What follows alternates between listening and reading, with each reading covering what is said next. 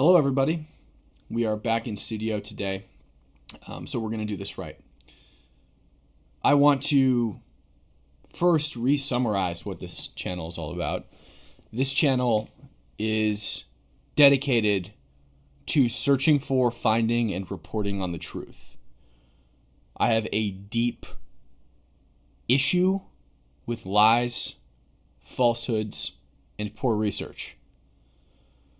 I have done nothing but since the start go out and put my body and my life on the line to dig to the bottom of issues that I saw were important and bring you the truth.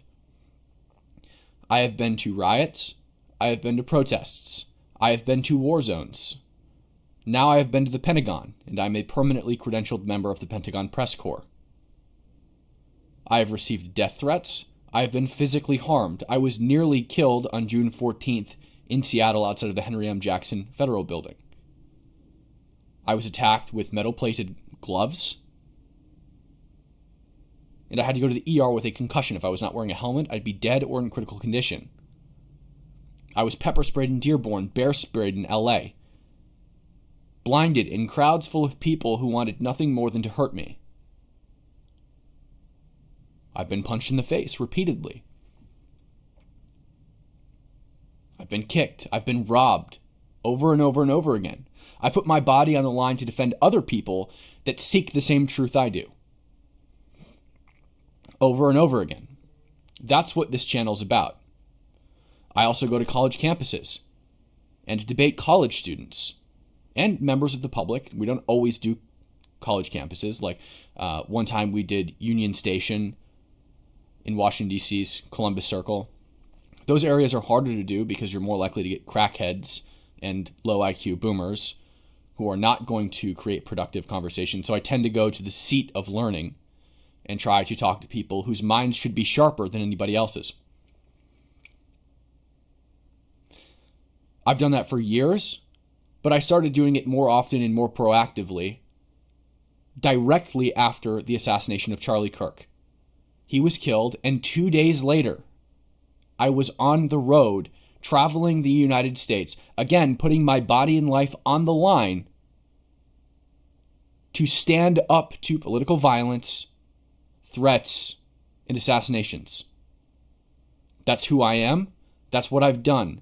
I think I've shown you guys nothing but integrity, fearlessness. I just want to remind you guys what I do here on this channel. What I am all about, who I am. And I don't typically talk myself up. Right now, we are being lied about and attacked by none other than Candace Owens, who has brought me up on her show for the second day in a row now.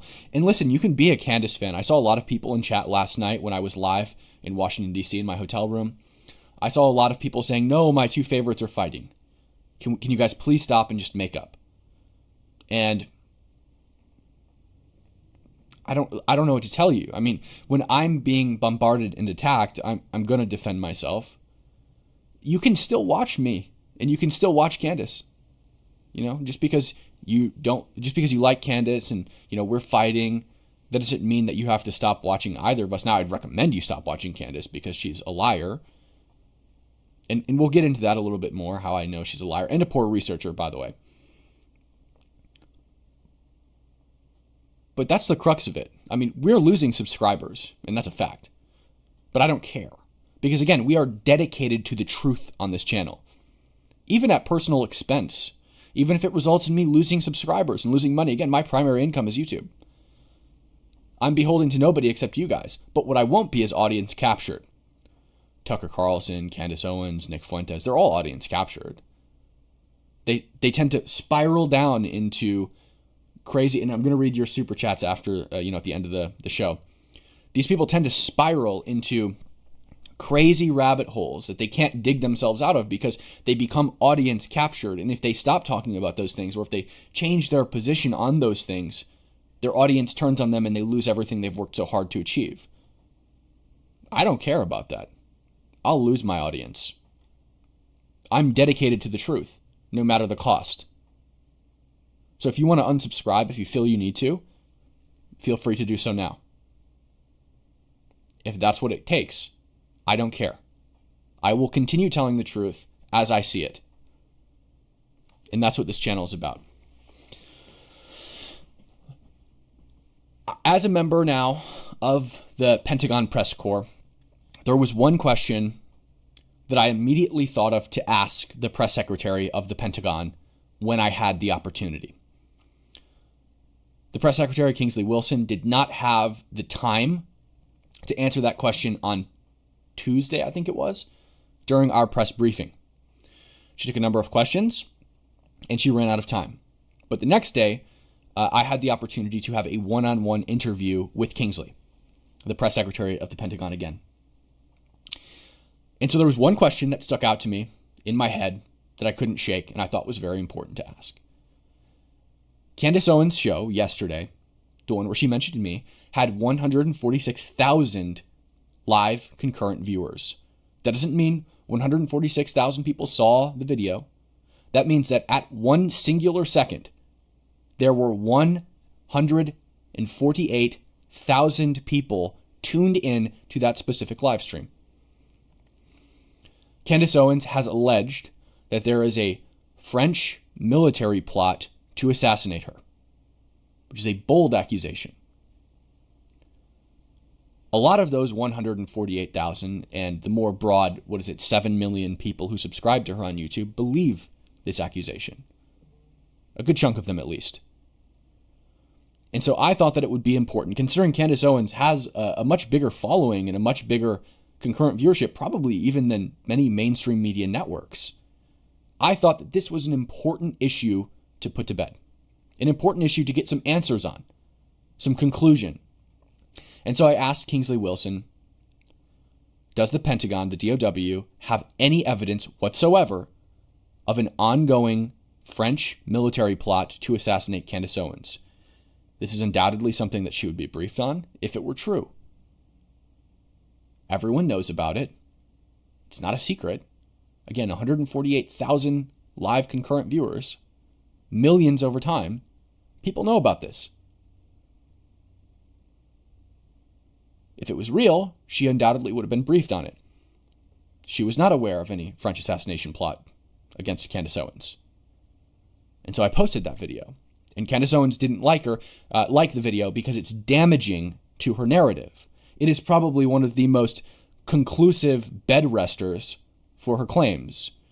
Now, there's been some things like, her claiming there's an assassination plot, and then she allegedly appears at Dollywood, which we can pull that up real quick if you'd like to see it, with no security, which is, of course, an amusement park, I believe, themed after Dolly Parton. Just pull that up real quick.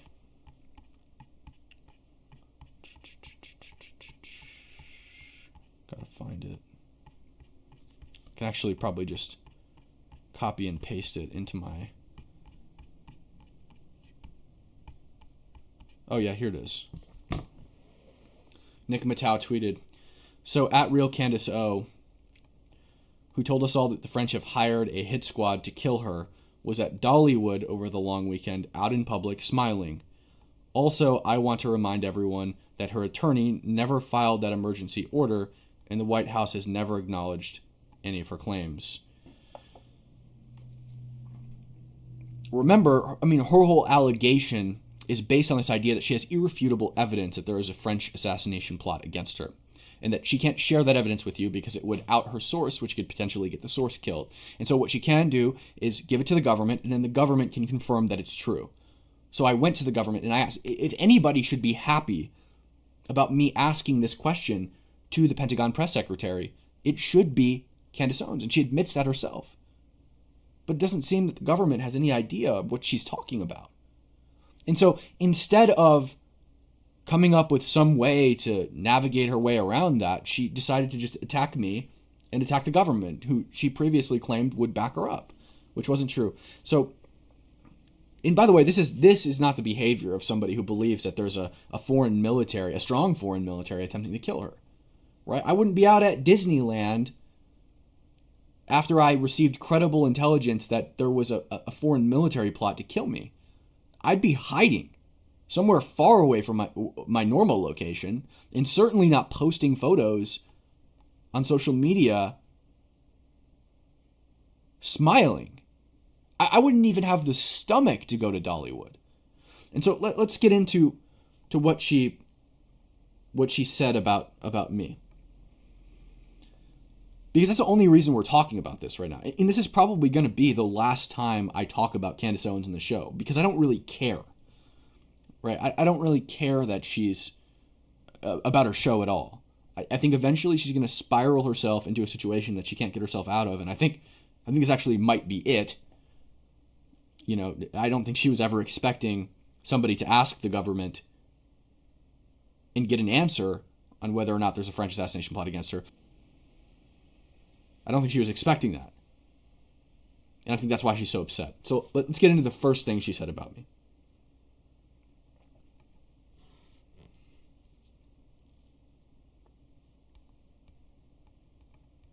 Anyways, she was beside herself with glee this morning, sharing news that another Zionist influencer named Higby, who has also now been credentialed by the Pentagon, decided to ask the perhaps billion-dollar question. She says it right there, the billion-dollar question. Okay, a contention a lot of her people have had is, why would you ask the Pentagon press secretary? She's not the right person to ask. Candace actually seems to think she's exactly the right person to ask. And I do too. I mean, this is, again, a French assassination plot, a foreign military plot to kill an American citizen that she claims the government has confirmed receipt of the evidence for. And the government was going to confirm. It seems that even if this isn't a plot that the DOD, or the DOW, the Department of War, would physically handle, it certainly seems like something they'd need to be aware of, given the fact that this would likely result in war if it's true.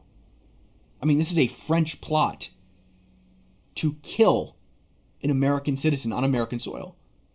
So let's continue. And by the way, if there's any Candace fans in here, and again, we're hemorrhaging subscribers, and that's fine. I don't care. That's my dedication to the truth. Leave. I don't care. You're welcome to stay if you like Candace Owens and you like me as well. You're welcome to stay. But if you're going to leave, now's the time to do it. And again, you know, after this, we're going to go into Discord. The link is in the description below. And live on air, I'm going to join a stage and invite people specifically who support Candace Owens to come up on the stage and ask me questions. Challenge me if you think I'm lying. Because there's going to be lies about me that you'll see in the show that Candace Owens spreads willingly in front of millions of people about me, defaming me. And if anybody thinks those claims are true, they're more than welcome to come up on the stage and challenge me live on air. That's something that I don't think Candace Owens would do, but we're going to do it. So let's continue. To the Pentagon's press secretary, a young woman named Kingsley Wilson, about the foreign angle of Charlie's assassination. Now, I obviously reported that the French Foreign Legion were apparently on the ground on the day of Charlie Kirk's assassination. So here is Higby, who I guess is playing dress up as a reporter. And this upsets me. You know, I'm playing dress up as a reporter. And again, Candace Owens can say whatever she wants. She has freedom of speech. She can say whatever she wants. But again, this is a baseless attack on me. I'm playing dress up as a reporter? What has Candace done to report the news? Claim that she had visions of Charlie Kirk in a dream? I go out and put my body and life on the line day in, day out to bring truth to you guys. And I've been doing that for years.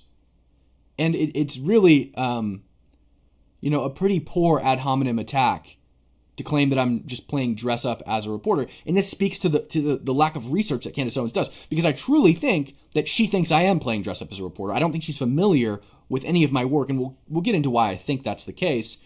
Let's continue.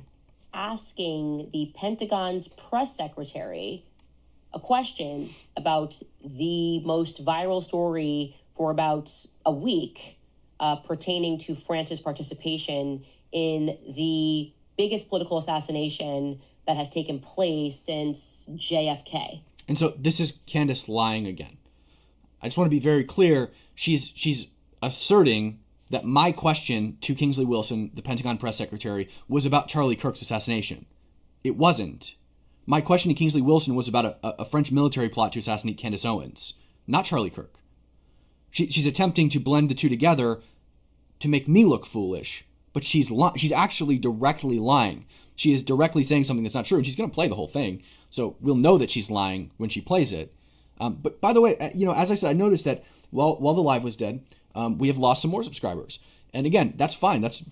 I am dedicated to the truth, even if it means I lose my entire platform and go broke. I don't care. We are dedicated to the truth here, and I am going to ensure that I spread the truth. But what I would ask is that if you are considering unsubscribing from this channel because Candace Owens is attacking me and I'm defending myself, I would recommend that you at least sit through this live and hear me out.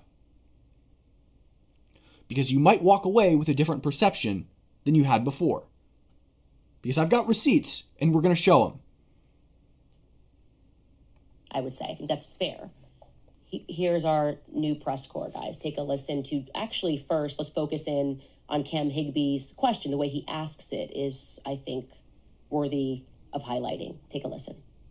Absolutely. I'm Kingsley Wilson. I'm the press secretary here at the Pentagon. We're in the Pentagon briefing room, and it's been fantastic. Get to come to the Pentagon every day, and now you all do it as well. Yeah. So this is my first question, and don't laugh.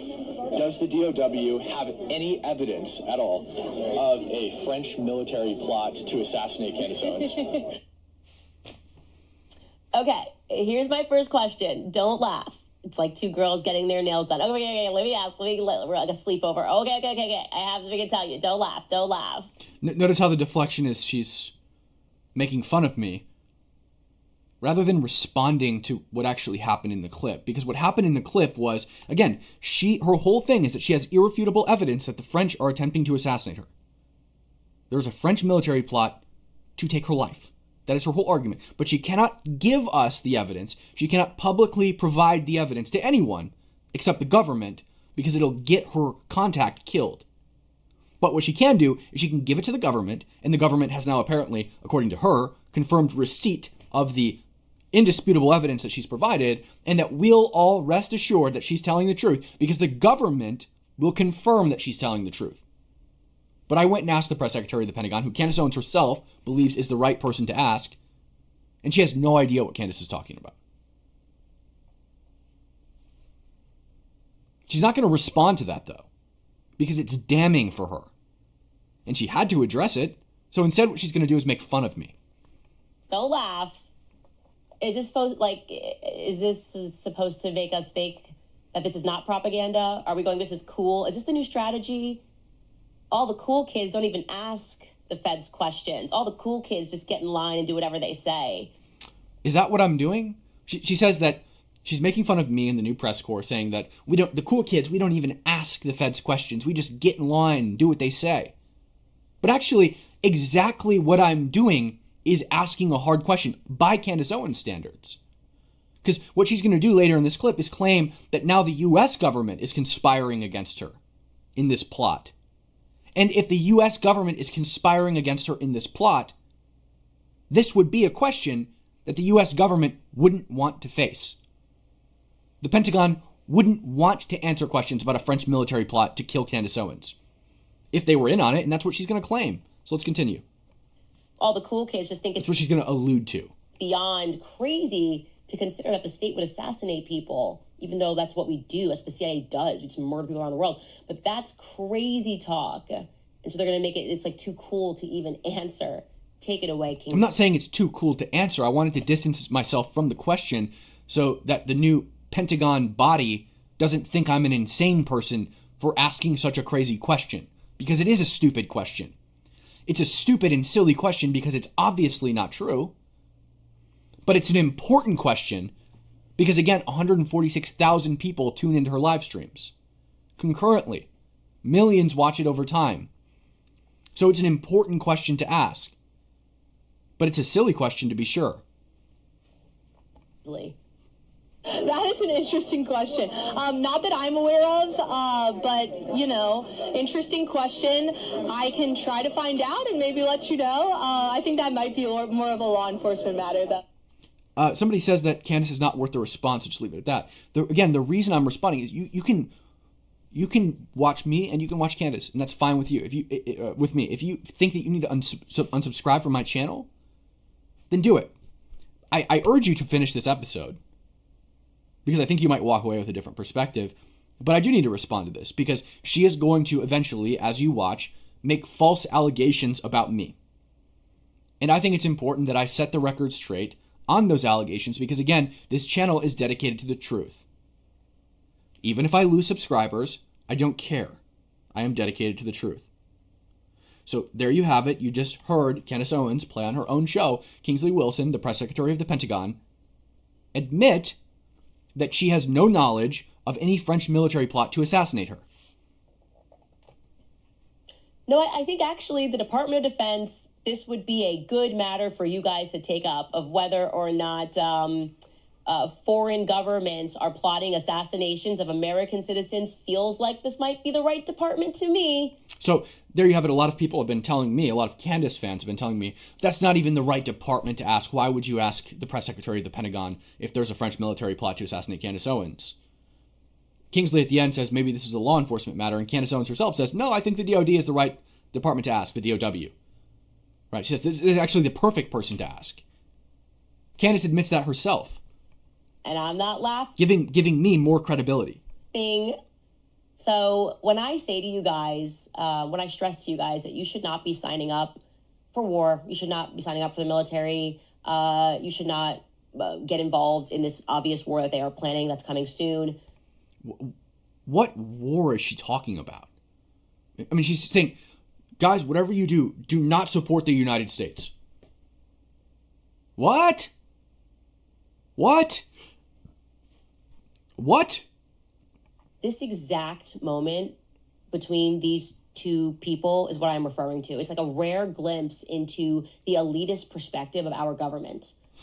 So, me, Cam Higby, and Kingsley Wilson, the press secretary of the Pentagon, we are a rare glimpse into the elitist government that we have. I would like to remind you that Candace Owens is a multi-millionaire that receives thousands of dollars, tens of thousands of dollars in super chats every single night. That makes tens of thousands of dollars, if not hundreds of thousands of dollars, every single month from YouTube ad revenue. Every live stream she does receives over 1 million views. Virtually every video she publishes receives over 1 million views. And she goes live all the time. She is a multi-millionaire, married to a man whose father is in the British House of Lords, worth over 150 million pounds, with connections to the royal family. I'm the elitist? Candace Owens has been meeting with Trump her entire career. Since she started, there are photographs of Candace Owens sitting across the table from the United States president. I was homeless when she was meeting with the president of the United States. I gruelingly worked my way up the ladder without any establishment support. Candace Owens started her career at PragerU and Turning Point USA. I'm the elitist? Candace Owens has access to more money than I could ever spend in my life. But I'm the elitist. Let's continue. Like, our job, I guess, is to work and to deposit money so that they can build themselves complexes like the Pentagon, which is a 6.5 million square foot residence, office building, okay? It is the second largest office building in the world, 6.5 million square feet. And they built it with our money.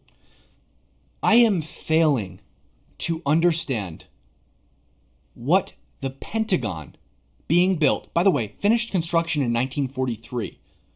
Anybody who was a living taxpayer at that time would be 99 years old today.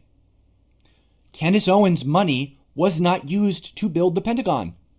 She is not 99 years old. 1943 minus 2025 plus 18.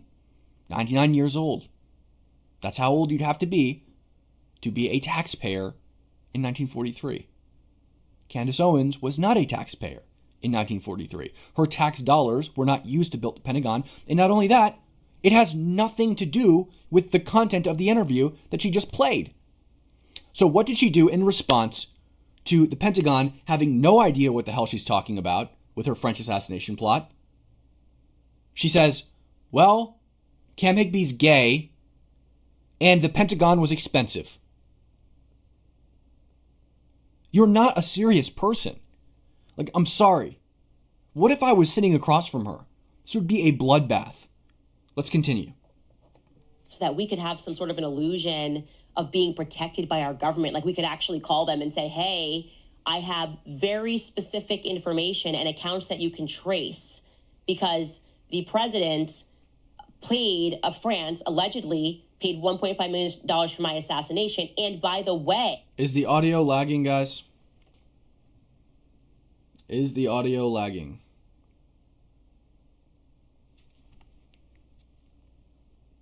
Has it been lagging at all?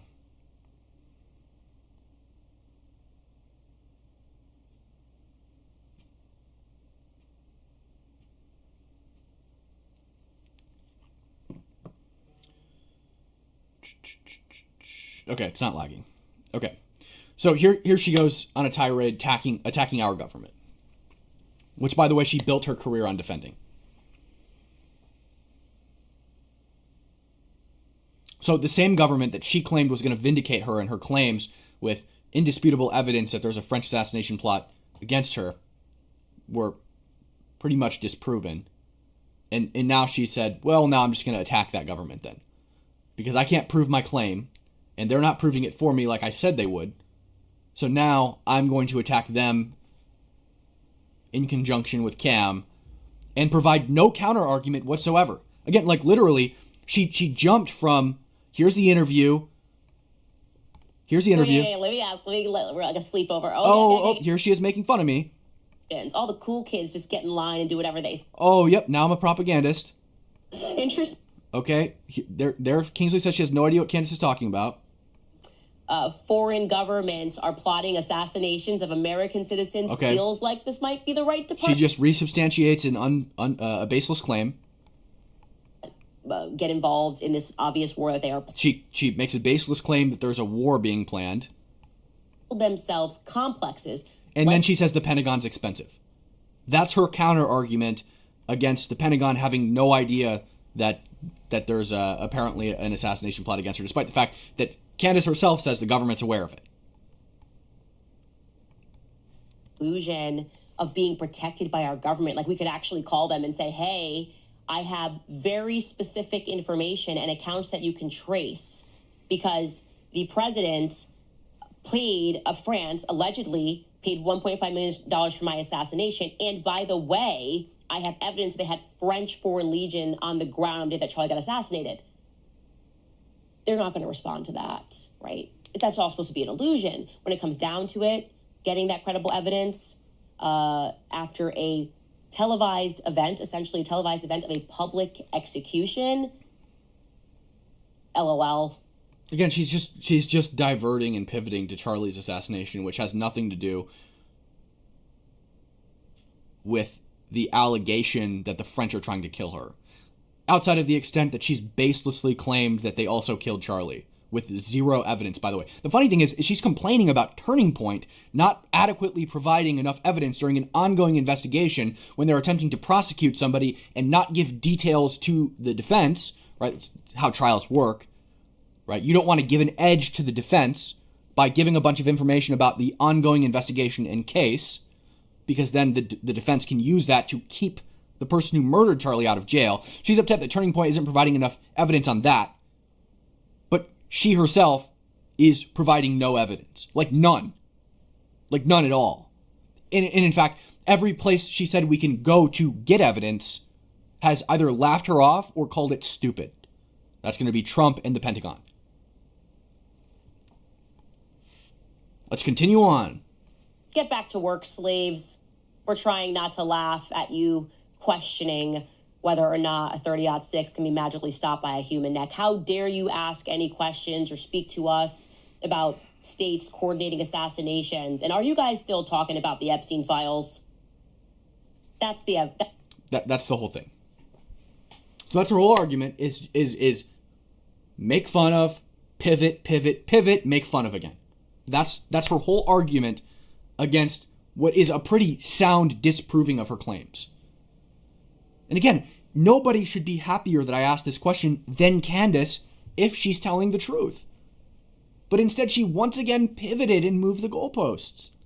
I don't know how you guys don't see through this. And again, if you are considering unsubscribing right now, you're free to do so, and I'm not going to stop you. But I do recommend that you finish watching the show because I think you might walk away with a different perspective than you came in with. And we are, at the end of this, going to go into Discord. I'm going to join a stage, and live on the air, I will take questions from people who support Candace about the claims that she has made against me. And there wasn't very many claims made in that specific video that I just showed you, but we're going to get into some more. And I will answer them live on air. That is not something that Candace Owens would do, but it is something that we're going to do on this show because, again, we are dedicated to the truth here.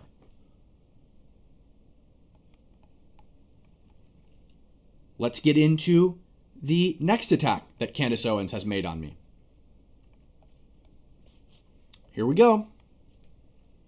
I wanted to update you guys and let you know that Cam Higby, remember that weird propagandist making fun of me again and baselessly claiming I'm a propagandist with no evidence.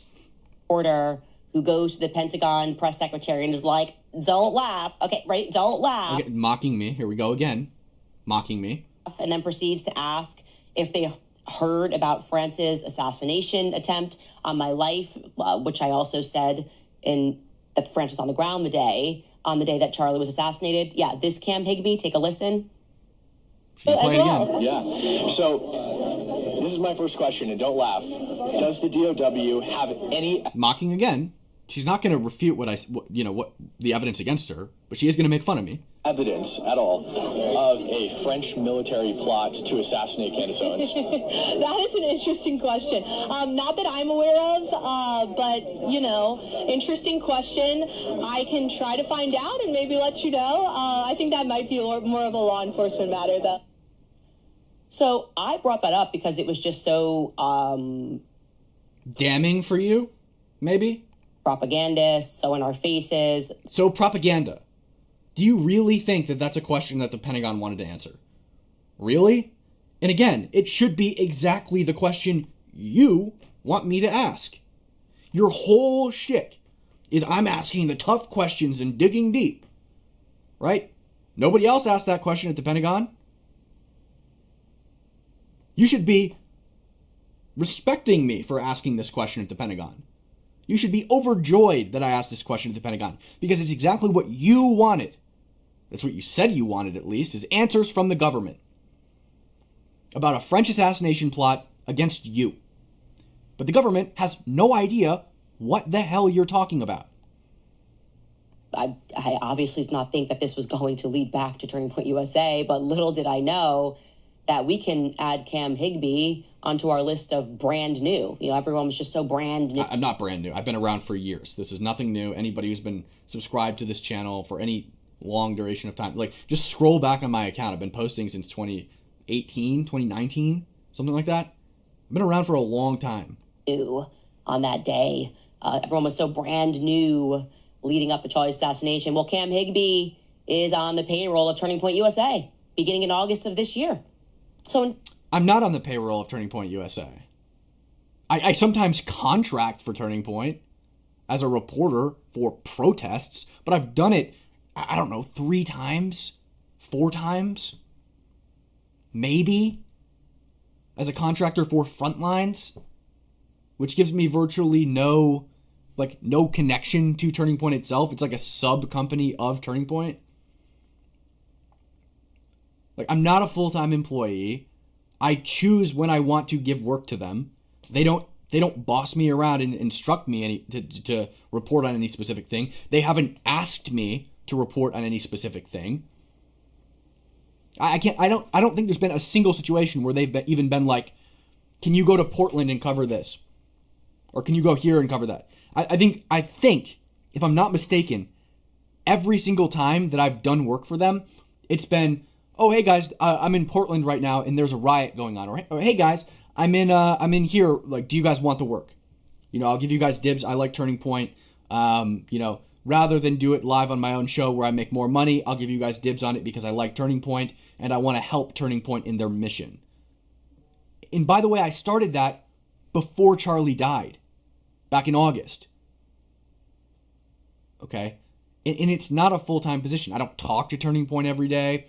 And by the way, if Turning Point wanted me to just go in there and, somebody to go in there and screw over Candace Owens, I'm not the guy they'd pick. A, I don't have a long-term relationship with them. Again, I've only been contracting since August. And second of all, there's like 5 other Turning Point employees inside the building. Savannah Hernandez, I believe, is a full-time Turning Point Frontlines reporter. You've got Monica Page inside of the Pentagon, who is a full-time Turning Point USA Frontlines reporter. You've got the manager is inside the building, a credentialed member of the press corps. You've got another guy that works for like actual Turning Point, I'm pretty sure. I don't know his name, but I don't think he's Frontlines. I think he actually works for Turning Point. Right? So she, again, is lying about me and did no research. Again, like, I know how she got this. I know exactly how she got this. She went to my LinkedIn, right? And let's just watch this real quick. Like, if you go to my LinkedIn, it literally says I'm a contractor. Which, by the way, indicates that I'm not on payroll. So, here's my account on LinkedIn. If it'll load. This isn't me. What is this? There we go. This is me. Okay. Here's my experience. Frontlines reporter since August of 2025, which is exactly what she said. Contract. Right there.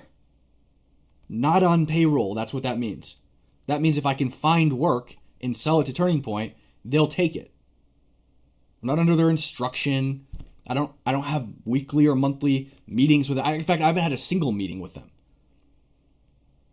Like a single formal meeting with Turning Point. Right? I just sometimes give them work as a contractor. And that's, now she's trying to say I'm a Turning Point operative or something like that. It's grasping at straws to a pathetic degree. In theory, Cam Higby, who was laughing off the idea of an assassination attempt, is being paid by the very organization that just had its leader assassinated. Paid by them 3 times, by the way. 3 times I've found something that they were interested in for me to go report on. Because I happen to already be in that area. I've never taken a flight for Turning Point. For Turning Point Frontlines. I've never, I don't know what you want from me. A lot of people in the space work for Turning Point. I am an independent journalist. I started my own media company called Fearless. And I make, by the way, way more money doing my live streams. But I don't care about the money. I care about the truth, and I care about helping the movement. Which is why sometimes I choose to work for Turning Point over doing work for, my own independent stuff. Because I think Turning Point is an important piece of the movement. And I like them. But it's not some big conspiracy. And it is so weird, guys. Like, being on the inside, especially with her, there are so many conspiracies that she has pushed that I'm, on the inside of, that I have, explicit knowledge that it's fake. And it's just so weird being on the inside of the conspiracy and watching the lies that to be, outlandishly false being spread about people or in this case, about me. Because now, apparently, I'm part of the plot. Right? I'm part of the machine that got Charlie killed now, apparently. I have not cried since I was 12 years old. But for the day that Charlie Kirk was killed. I had to come downstairs to my girlfriend sitting on the couch sobbing because the only reason that she is a conservative today is because she began watching Charlie Kirk a year or 2 ago. I've never seen her cry like that. Ever. And I had to go downstairs and deal with that. Holding back the emotions I had myself. And then I threw myself at work. Again, putting my own life on the line. With a ragtag group of people and no protection. Let's continue.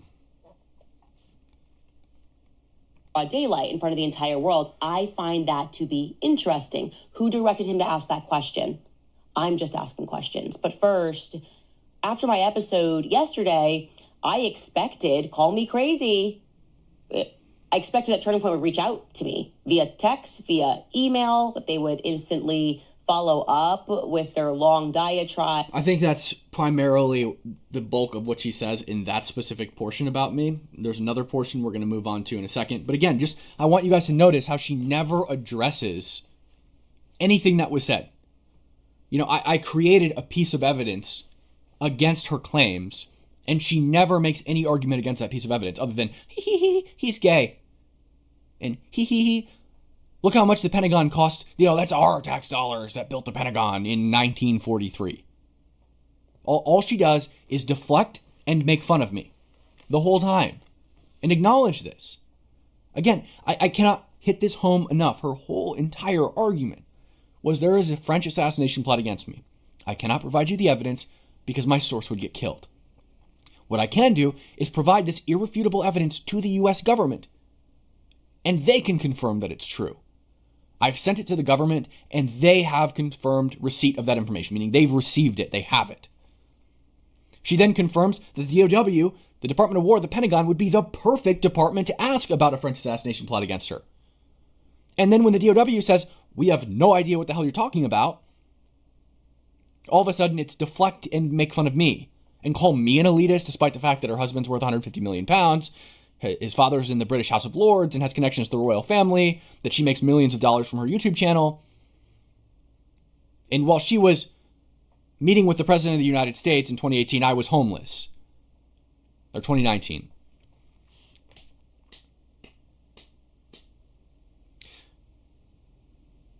Let's watch one more clip, and then we're going to get into some other stuff related to this whole thing. There are going to be snakes in the garden naturally as things get bigger. They open themselves up to corruption. And you guys are acting extremely corrupt in this moment, spiritually corrupt above all else. That's what I would say. The person who uses the handle GoMax, Candace, writes, the propaganda machine isn't working on us. Thank God you aren't going in person. We pray for you daily. My hubby and I support you and the truth fully. America first, GoMax, Team Candace. And you know what? It's not just America, it's all around. To be very clear, she doesn't want to go in person because she has an earpiece in right now. Like, she can't... just watch the CNN interview. Maybe we should watch it, actually. Maybe we should react to the CNN interview on this channel. Actually, that's exactly what we're going to do. After this, we are going to react to the CNN interview where she had to go be confronted about her ideas and the evidence that she has, which is, by the way, nothing, without her producers whispering in her ear. And we'll see how that goes. And by the way, I literally have 2 signed copies of her book right here. Before this whole crazy diatribe that she's going on, I had no issues with Candace Owens. Even when she became we had disagreements. I didn't agree with her on everything. I actually vehemently disagreed with her on a lot of things. But I had no issue with her on it. There are lots of people in the movement who don't agree with me on things, foreign policy, whatever it is, right? And I'm still close friends with those people. I don't care what your views are. We're allowed to disagree. We're Americans, and it's not that deep, right? I mean, there's serious issues, but it doesn't mean I can't, communicate with you, right? But I literally have 2 signed copies of her book, and now she's slandering me on her show. So whatever. I mean, hey, she's making her bed. It's fine. The world, right? It's the people first. The people globally first. We are so tired of all of it. It's just, I don't know. I don't know what. And by the way, I just want to say one more thing. Like, her claiming that I'm on the TPUSA payroll because I contract for Frontlines is the equivalent of me saying this. Oh, look at this, guys. Candace Owens must be on Turning Point payroll because in 2019, her and Brandon Tatum founded Blexit. This is the Turning Point website, or a portion of the Turning Point website. If you click on it, like, look what comes up. They're rebranding it to Rise to distance themselves from Candace. But this is her portion of the website. It still appears on the search preview. Here she is in the Candace. Oh, let's go over here. Oh, well, check this out. Here she is plastered all over Turning Point. This is from the Turning Point website. This is from the Turning Point website. This is from the Turning Point website. Turning Point, Turning Point, Turning Point, Turning Point. Could she be on the Turning Point payroll? Like, this is dumb, right? Obviously, she's not on the Turning Point payroll. Like, this is stupid, right? But I can do a scratches level of research and understand that she's not on Turning Point payroll. She didn't pay me that respect. So, whatever. Let's continue. Know when the vibe shift happened, where it just all feels very plastic, and I just want to like push it out of my way. Like, when I just saw that fakeness and gayness, I just wanted to like, Oh, here we go. Everything's just fake and gay. Like, I don't have a retort or a response or a rebuttal to what's being lobbed at me. So it's just fake and gay. Hello? You haven't provided any evidence. You are fake and gay. Like, you are literally fake and gay. I'm gonna punch Blake Neff in the arm or something. I don't know. Anyways, it's so fake. Curbster writes, CPUSA is now floundering up to their eyeballs in their own crappy lies and shady actions. Them treating the public as if we are as gullible as they are guilty has sealed their fate as a corrupt company full of greedy traders. I agree. And it's like, guys, we can see the influence campaign too. So please just stop doing it. Like, stop paying the influencers because it's a waste of your money beyond anything else. Yeah, she's not talking about me right now, but I don't get paid by anybody. I get paid by you guys. That's it. Like, they don't look cool. It's like not Regina George and Mean Girls. Like, don't laugh. You can't sit with us. We're the cool kids. It's so silly. Like, okay, I don't know who pulled. Oh, what was that? Who pulled that? That's hilarious. That's so hilarious. That, but, like, I'm sorry. Who is being influenced by Cam Higby? Hey, now she's talking shit about you guys, actually. Show of hands. Who's just like, yeah, I gotta hang out with Cam Higby? I can just look at him and I can tell it's fake and gay. I don't know. You can just look at him and tell it's fake and gay. I have no evidence to prove that what he's saying is fake, but it's just fake and gay. I just know. I got a hunch. What's the hunch? Well, he proved me wrong, and therefore it's fake and gay. You are fake and gay. Like, she is fake and gay. You are fake and gay. If anyone's fake and gay, it's your favorite catchphrase. Say it all the time. Fake and gay, fake and gay, fake and gay. You're fake and gay. You provide no evidence for anything, and when you get debunked, you viciously attack the people who debunk you and call them fake and gay. With no evidence to substantiate your baseless claims against them, you claim that I'm on Turning Point payroll when that's not true. Right? And by the way, she was on Turning Point payroll. Like, she was actually on Turning Point payroll. She actually worked for Turning Point. She actually founded an organization and then sold it to Turning Point. No joke. Actually happened. Up until, last year? Blexit still hosted events before every AmFest. All the black creators would show up a day or two prior, and they'd all hang out with Candace or whatever. Every year. But I'm the one on Turning Point payroll. Oh, okay. Okay. I want nothing to do with it. I don't want to hang out with you. I don't want to hang out with And again, I'm not the person who at Turning Point would be, like, if they were trying to run some propaganda smear against Candace, I'm the last person they'd ask to do it. There are 5 other Turning Point, actual employees in that building. Adam Sosnick. So can we get to the next part? Okay, we're not invited. We can't come to the party. We can't hang out with famous people and cool people. So here's my other thing, too, is, like, she's attacking me for being on Turning Point payroll, which is not true. What's worse than being on Turning Point payroll? We all know what it is. having worked for PragerU. Why didn't she mention it? I worked for PragerU for 2 years as a producer and editor. Video editor. I'd sit in an editing bay and edit everybody's stuff.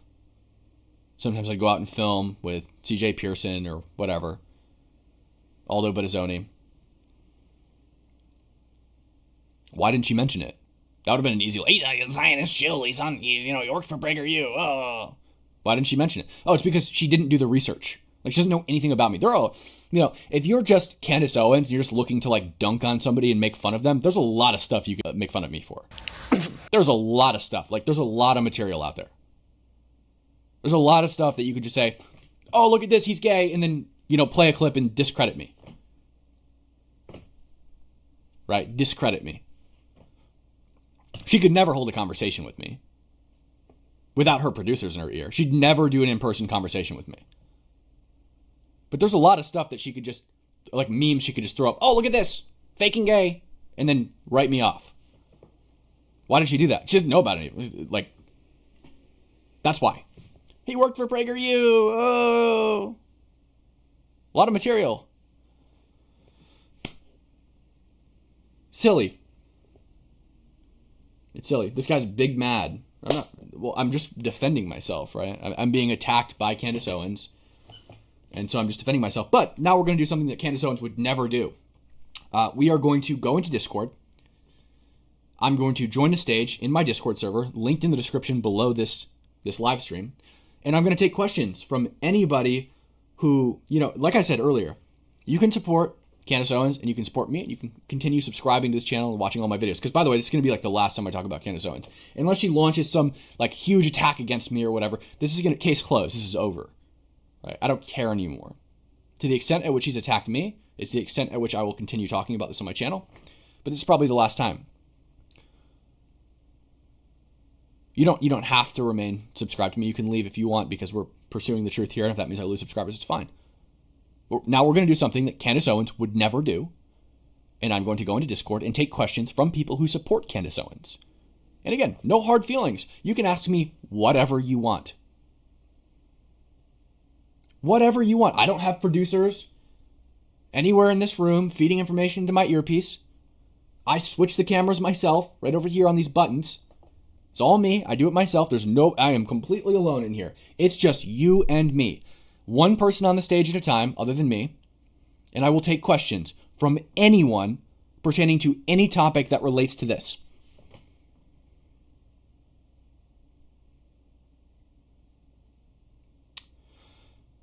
Let's do it. Again, this is something she would never do. Gonna load up Discord right now. Hey, Killicell, thank you for gifting the memberships, and we're gonna read the super chats at the end of the show. Congratulations, everybody who got a free membership. The Discord link is in the description below this video.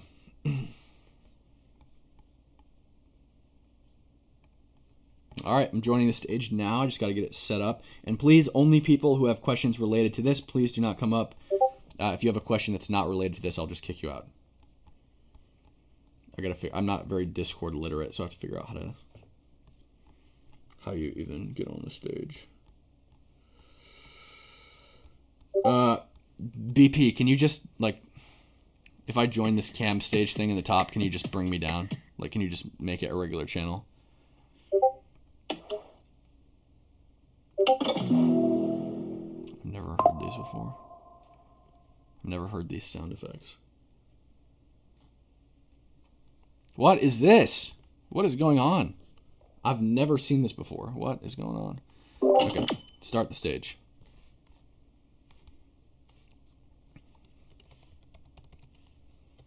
We're going to call it interrogation.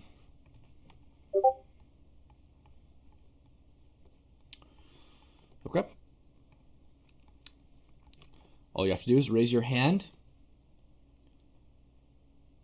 Those Discord notifications are from the stream, yeah. I don't know how to, like I said, I'm Discord illiterate. I don't know how to mute it. Just say in the chat for the thing, the stage here, if you have a question that you'd like to ask. I have to kind of figure out how to do this myself as well. Yeah. I was just making sure moderators could hop up here. Okay, good. Cool. I'm hopping back down. Thanks, If BB. you have moderators, we can come up here. Awesome. We can still moderate. Cool. So we've got some moderators for the stage. Cool. Okay. So let me know in the chat right here on the side if you'd like to ask me a question related to this topic, and I'll bring you up. And the questions can be as hard as you want. And again, you can stay subscribed to this channel. You can stay, watching and whatever. No hard feelings. Let's get some hand raises.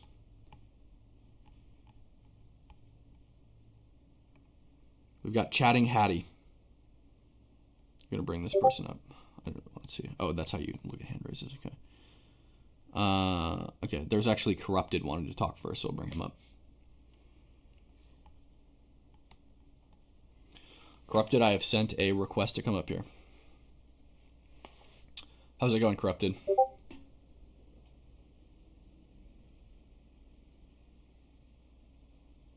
Hello? Hello? Sorry, I'm queening up right now. You're good. Did you have a question?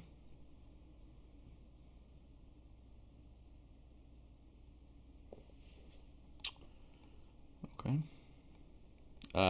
Corrupted, did you have a question? Okay, we're going to let Tristan ask a question then.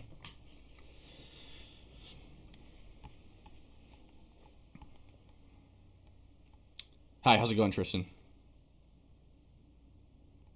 Hello? Hello? Hi, did you have a question that pertains to what we talked about on the show today?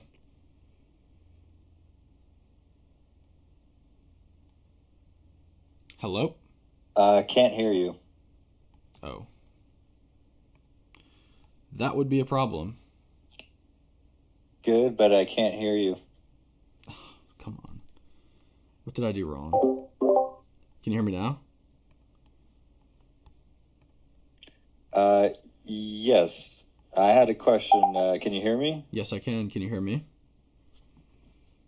Maybe this is the problem. Can you hear me now? Hello?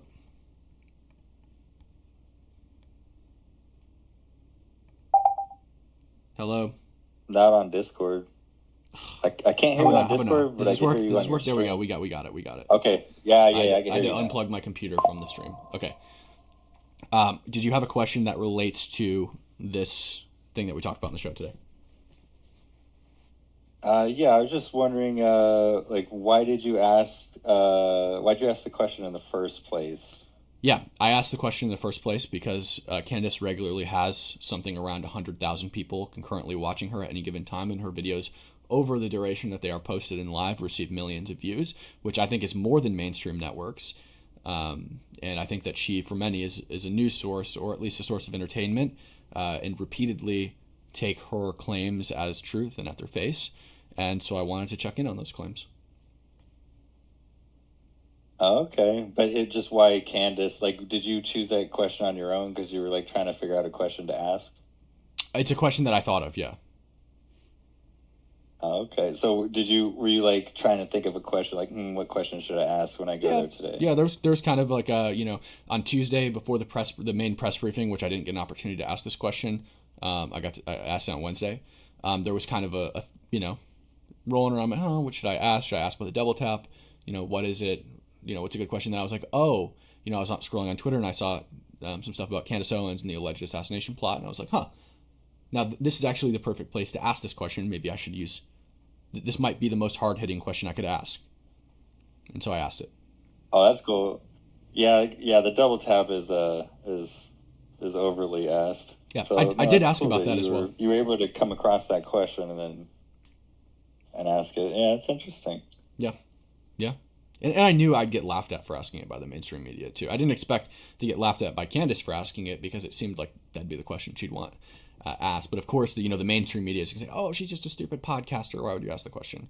And the answer is obviously because while she might be a stupid podcaster, she pulls way more views than they do. So, yeah, that's pretty much why. She's the drama queen. Yeah, for sure. I appreciate it, man. Thanks for coming up. All right, Cam. Take care. You as well. And seriously, guys, no question is too difficult. So, you know, if there's some hardcore pro Candace people in here, I'm gonna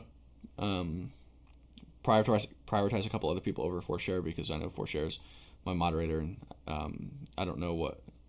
I want to make sure that if there's any pro Candace people in here, they have the opportunity to ask. Jackal, go ahead. Jackal, you're Halo pals. You're up here. You're on the stage. You'll just have to unmute yourself to ask the question. Oh, I had to unmute. Yeah. So can you hear me? Yes, I do. All right. So, as a journalist, I just want to. Do you think that you framed that question impartially when you asked? No, I don't even know what her name is. No, definitely press not. secretary. Definitely not. And I'm not an impartial journalist. I've never claimed to be. I am absolutely. Well, you're a journalist, right? I am a journalist, yeah, but I'm definitely not an Do you impartial. think that the ethics of journalism should be that you're impartial? No, that's impossible. No Really?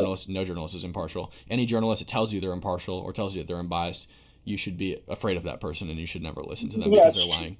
Okay, so I would. Everybody has an implicit bias, right? But when you're presenting facts, you're supposed to do it in an impartial way. It's but not at just, least you're honest, and you're saying that you don't believe that you're an impartial it's journalist. Not, I just think I think it's a little ridiculous. Earlier on your stream, you were saying that she was mocking you and laughing at you when you literally framed the question in a mocking way. So I don't really see how that's fair. Yeah, that's not why I did that. I didn't frame it in a mocking way to mock Candace Owens. I framed it in that way to distance myself from the question, so it didn't seem as though I was asking a ridiculously absurd question on my third day in the Pentagon press corps. It is a silly question. Disingenuous, though, man. I don't think it's disingenuous. Regardless, the information was the same. It didn't change the outcome of the answer at all. Do you think it did? I mean, yeah, absolutely. Because if you frame a question in a way that, if you took it seriously, right, and you're like, hey, I'm legitimately asking you if the Department of War has any information regarding this supposed assassination plot, and you lead the question in a humorous way, then it causes the person being questioned not to take it seriously at all. Wait, so if somebody asked you, yeah, I do actually completely disagree. If somebody asked me a question like, let's say I'm at dinner with a friend of mine's family, and his family are liberal, and they said, ha ha ha, like, nobody could actually support this guy, right? And they're talking about Trump, right? Am I going to say, oh, yeah, no way? No, I'm going to say, well, actually, yeah, people do support this guy, right? So what I would expect is actually, hold up, pause. If Candace Owens, if there actually was a French assassination plot against Candace Owens, and I were to lead the question in that way and say, don't laugh, but is there an assassination plot against Candace Owens? And then she then says, yeah, we actually do have some evidence that this could be the case. Now I look like a fool and I still have to publish it. So, no, I don't see any issue with the way I did it. I'm not impartial. I'm biased. Everyone's biased. There's a reason I'm not a National Geographic photographer, and I've chosen to be a political journalist and, in the Pentagon press corps. It's because I'm obviously biased. That's a bias itself.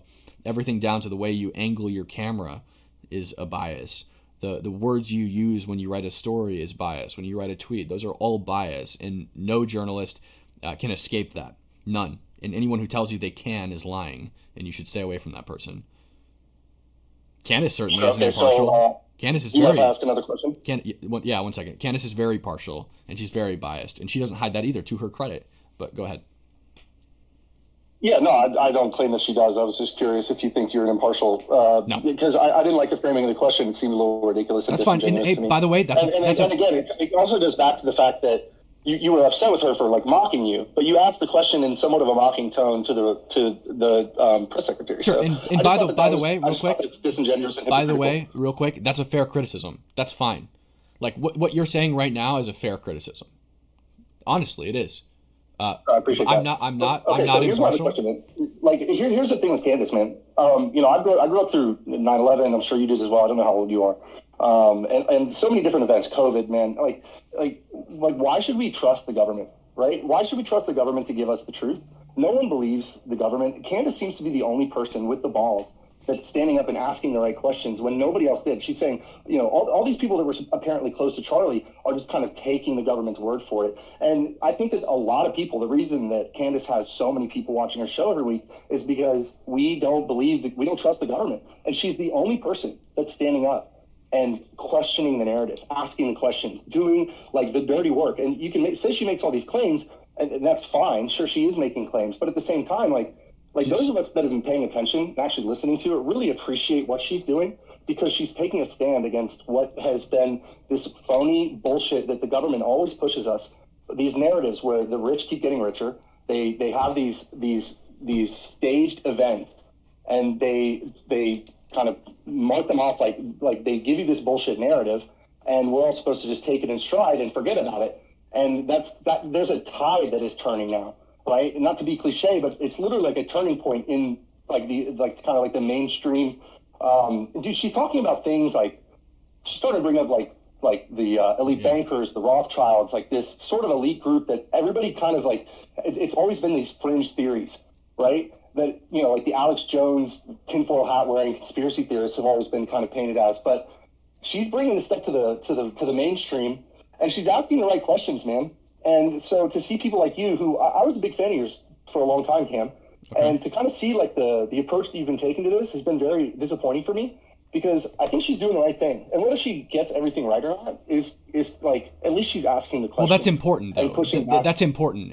And again, on this channel, we're dedicated to the truth. And if you're baselessly making claims without providing any evidence to them, and then when I debunk those claims, you baselessly attack me and lie about me, that's a problem for me. So I don't know what your contention with the way I'm handling this is, outside of me saying don't laugh before I ask Kingsley the question. That's a fair criticism. As I said, I'm not an impartial journalist. I've never claimed to be. I'm very biased. But I don't know what your criticism of the way I'm handling this is, because all I've said so far is that she's made a lot of claims, she's provided no evidence for them, and then she's baselessly attacked me when I've debunked those claims and not provided any rebuttal to them other than calling me fake and gay. That's not evidence. That's not challenging the establishment. That's not doing anything. What's that? She hasn't provided any evidence. Her evidence was actually, well, hold up. Her evidence was actually that she can't provide any evidence because her contact at the French government will get killed, but the government will prove it for it. So I don't know about this challenging the government lies narrative, but the government will prove that I'm telling the truth when they confirm that what the evidence I've given them is accurate. And then when I ask the government says we have no idea what the hell she's talking about. Do you not think that silence is an answer? It wasn't silence. Isn't it kind of crazy that isn't it kind of crazy? Yeah, there is silence, dude. The press secretary of war, she said she didn't know. Yeah, she didn't know because there is, like, spoiler alert, there isn't a plot. That's why she said she didn't know. She said she didn't know because she hasn't been briefed on any plot by the French government to assassinate Candace Owens. That's why she doesn't know about it. To give you an answer? Go ahead. Well, I'm just saying, like, why would she get briefed to give you an answer?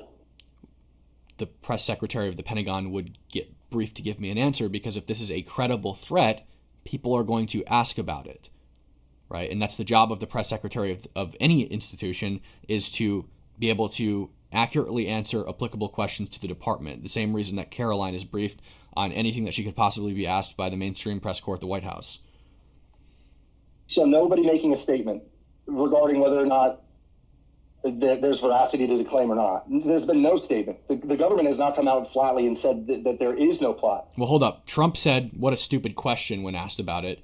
And the press secretary of the Pentagon, the exact institution that would deal with foreign military plots to kill American citizens, has no idea about any plot to kill Candace Owens on American soil. I didn't know Trump was. But you also have to look at the fact that, like, you think that he's going to tip the apple cart with an ally like that over a question like that to the media. I don't know, dude. It just well, a very simple question, a very simple answer to that would be, yeah, we're aware of it and we're investigating it. Like, if it's real or there's any evidence at all, that's why I framed it exactly like that. Is there any evidence at all that there is a French plot to assassinate Candace Owens? Not that I'm aware of. None. A very simple answer to that would be, we're aware of it and we're investigating it. You're not saying it's real. You're not saying it's fake. But instead what she said is, I'm not aware of any plot. Fair enough. All right, man. That's all I got for you. Thanks for your time, Cam. I appreciate it, man. Hey, and I hope you stick around the channel. But, all right. We'll let the next person up.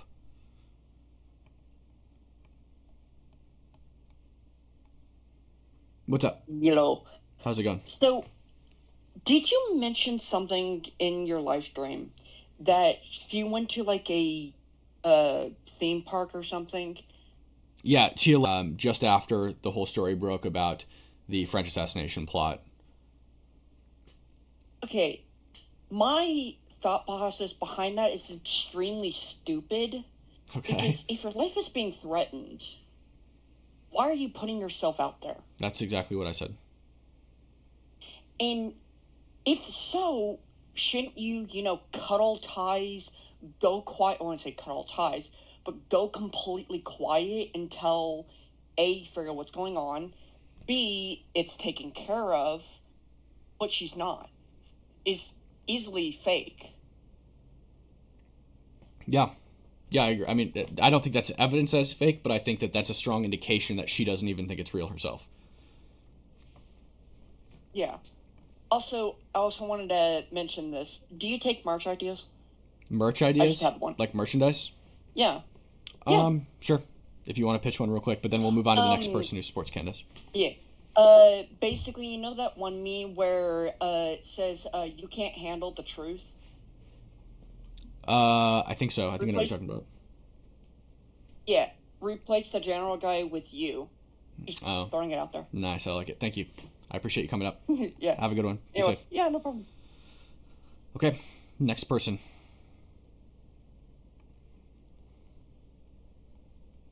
How's it going?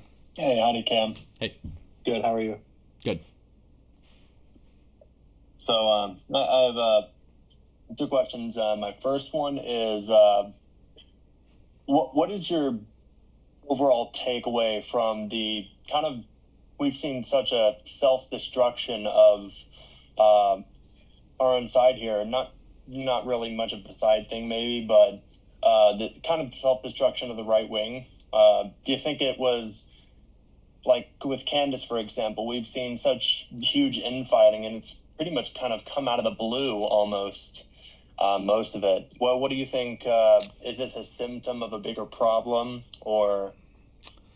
Probably. I mean, I don't know. I think Tim Pool has made some pretty good points about, like, I mean, Candace is she's gonna cost us the midterms. I mean, this whole thing is just going to further divide the side. And by the way, this is the exact opposite of what you should be doing in Charlie's memory. Charlie was a unifier. He was somebody who built coalitions. He was somebody who got people elected and kept our side together. So kind of in his memory, going scorched earth on everything, I think, is exactly the opposite of what you should do to honor Charlie. And unfortunately, we're in the situation where that's exactly what's happening, and it's really sad. I'm not somebody who likes drama. I don't like engaging in. I've never actually. I can't think of a single time I've engaged in e-drama and like fought with people and argued with other creators, because it's not something that I find important. But in this specific instance, I'm being literally lied about by a person who has 7 million subscribers on YouTube and gets concurrent hundreds of thousands of viewers on her live streams and millions over time. So I feel that I have no option but to respond and preserve my image. Yeah, I mean, I would if I were you, At a certain point, you just can't ignore things. Like, some people are going to say, oh, just ignore her and focus on you. It's really hard when someone has such an influence over so many people. And that's, as you've said yesterday, I think, it is very cult-like, These people, very similar to the Groypers, they will go on other people's platforms into their chat and just outright raid them. Right. That's not healthy. I'm a part of a Turning Point chapter myself, and people will. I've seen people like this before. They'll just come in with a whole bunch of people and try to subvert your audience and stuff and just start drama. So I feel for you, man. But my second question is, do you think Candace believes she is right? Like, do you believe that she thinks she's right? I honestly don't know, and I really also don't care to speculate about her thought processes or why she might be doing all of this or what's causing it. I mean, I don't care, because then I'm no better than her, really. I'm just kind of making stuff up myself. So because I have no way of knowing why she's doing it, or if she thinks it's real, or if she's lying on purpose with explicit knowledge that she's lying, or if she thinks I'm actually some kind of paid propaganda shill by Turning Point who is involved somehow in Charlie's assassination plot. Like, I really don't know, and I don't want to speculate on it. I guess what sets her and I apart. I can say is, maybe my word doesn't say much, but I personally in Turning Point haven't heard of anyone hiring you for any. Yeah. So, I don't work at Turning Point. Yeah, they actually won't even Turning Point won't even host my events anymore. So, That's a shame to hear. I'm sorry to hear that. I think it's safety things or whatever, but like, Fearless Turning Point doesn't host Fearless events, so they used to, but they don't anymore. So it is what it is. Yeah, I think you'd be great on. There's a couple campuses over in Florida.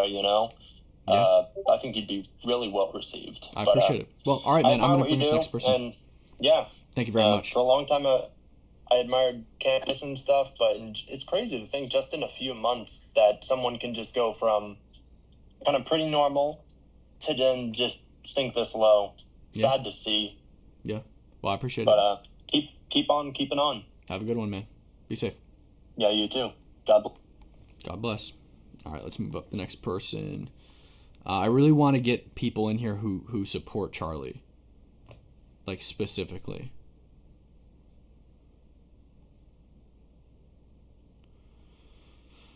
Like, I really specifically want people who support Candace.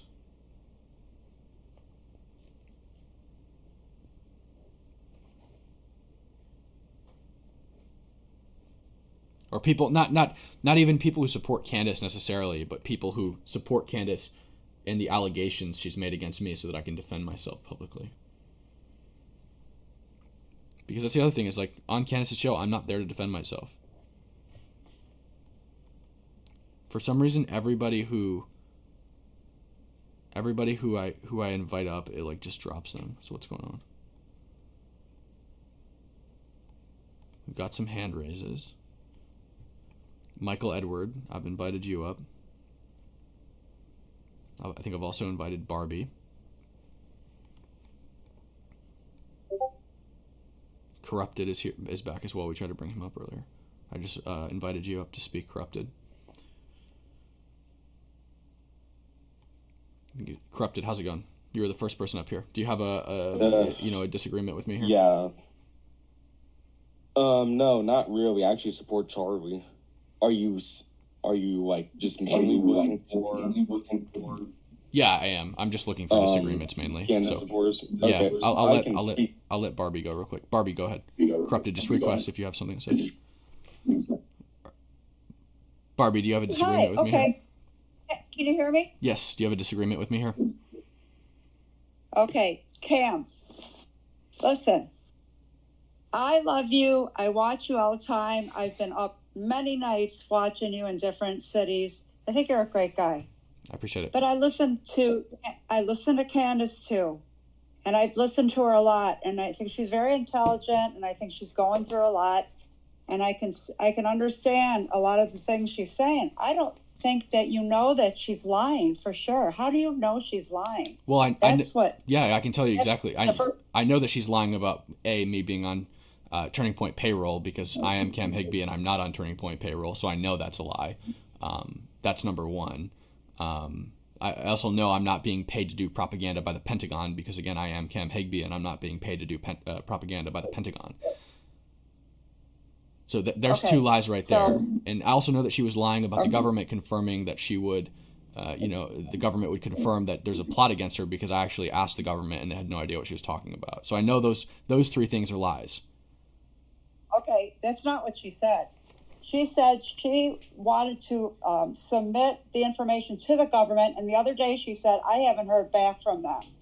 I watch her all the time. She said that they confirmed the receipt of the information. She didn't say they confirmed it. She said, I didn't hear back from them. She didn't say so that. They're not answering. Well, 1 second, Barbie. They're not. She didn't say. She didn't. No, you're good. She didn't say that they confirmed that the information was true, but she did say that they confirmed that they received it. And if they received it, presumably they'd know about it because they have it. She also said that it was on Trump's desk, and evidently the DOW has no idea what she's talking about, and apparently Trump thinks it's silly. So. Well, okay, so let me make my point, because I like you a lot. Thank you. And this breaks my heart to see you so upset about this. I think what happened, Cam, is she saw you go wherever you were at the Pentagon, and you asked that girl, and I watched it too, and you were laughing, and she took it as you were making fun of her. And that's the way I took it. And I just thought, God, why did he say that? And I don't think you realize it, but it did look that way. And That's fine. Honest to God, I love you. That's a fine And I criticism. just That's Go a fair. ahead. It's a fair criticism. That's fair criticism. I was smiling, and I did say, "Don't laugh" to Kingsley Wilson, but like evidently, I ended up being proven right. I mean, the opposite of what she said would happen happened, and nobody should have been more excited to hear the answer to that question than Candace herself. I mean, she's her whole shtick is go ask the tough questions, and it's exactly what I did. Is I went and I asked a tough question, a question that she herself should have wanted answered, and I didn't want to make it seem like I was up there fighting for Candace Owens, which is why I distanced myself from the question with the language. But maybe I should have just let people think that I was fighting for Candace Owens. But either way, but then I would have looked like a fool when it seemed like I was going up there to bat for Candace Owens. And Kingsley has no idea what I'm talking about, then I look a fool. Well, all I can say is you're a great person. I hate Thank you. to see you so upset. I appreciate it. You're overreacting, and I don't want to see you like this. I've seen you go to these cities. I've been up nights. I'm an old woman, and I've been up all night watching you. I love watching you. Thank you. You keep me entertained, and I love the courage and the way that you are and the courage that you have to go there and do all the stuff that you do. So I just want you to know, I think you're a great person. I think she's going through a lot, and I do like her too. So I'm not taking sides, but I wish you wouldn't get so upset because I hate to see you like that. That's all I have to say. I'm not upset. I mean, it is a little bit upsetting, some of the allegations, but I am, at the end of the day, I'm a truth seeker, and I'm just informing my audience of the truth when there are lies being lobbed at me. And to your point, and to Candace's credit, she does have a lot going on, and there is probably a lot of emotional issues that she's having right now. She just had a baby, one of her friends was killed, and now it seems that the entire mainstream is against her. I understand that, and I understand how, as somebody who has the entire mainstream against them this week, and now the entire further side of the right after me as well, this is I understand how that can be difficult, and to her credit, that's true. But I don't think it justifies lying about me in front of hundreds of thousands of people. And that's what I'm here to do, is just set the record straight and allow myself to be interrogated and questioned by people who support Candace, and maybe they support Candace and myself like you do, and want to hear Candace's side voiced on the live, so it's not just me sitting here talking about her with nobody in the room to defend her, because that's what she did about me. And, I'm not going to let that happen on my life. Well, I appreciate that. I think you're a great guy. Thank you. And I wish this would all go away. This world is crazy right now. But, a guy died, and he was shot in the head, in the neck, and it's affecting people different ways. And she was very close to him for many years. Yeah. So is a lot of people. But I just wish you the best, my dear. I'm going to still watch you. Thank you. And I just care about you. That's all. Thank you. I appreciate it. Have a good one. Be safe. Okay. You too. Okay. Next person.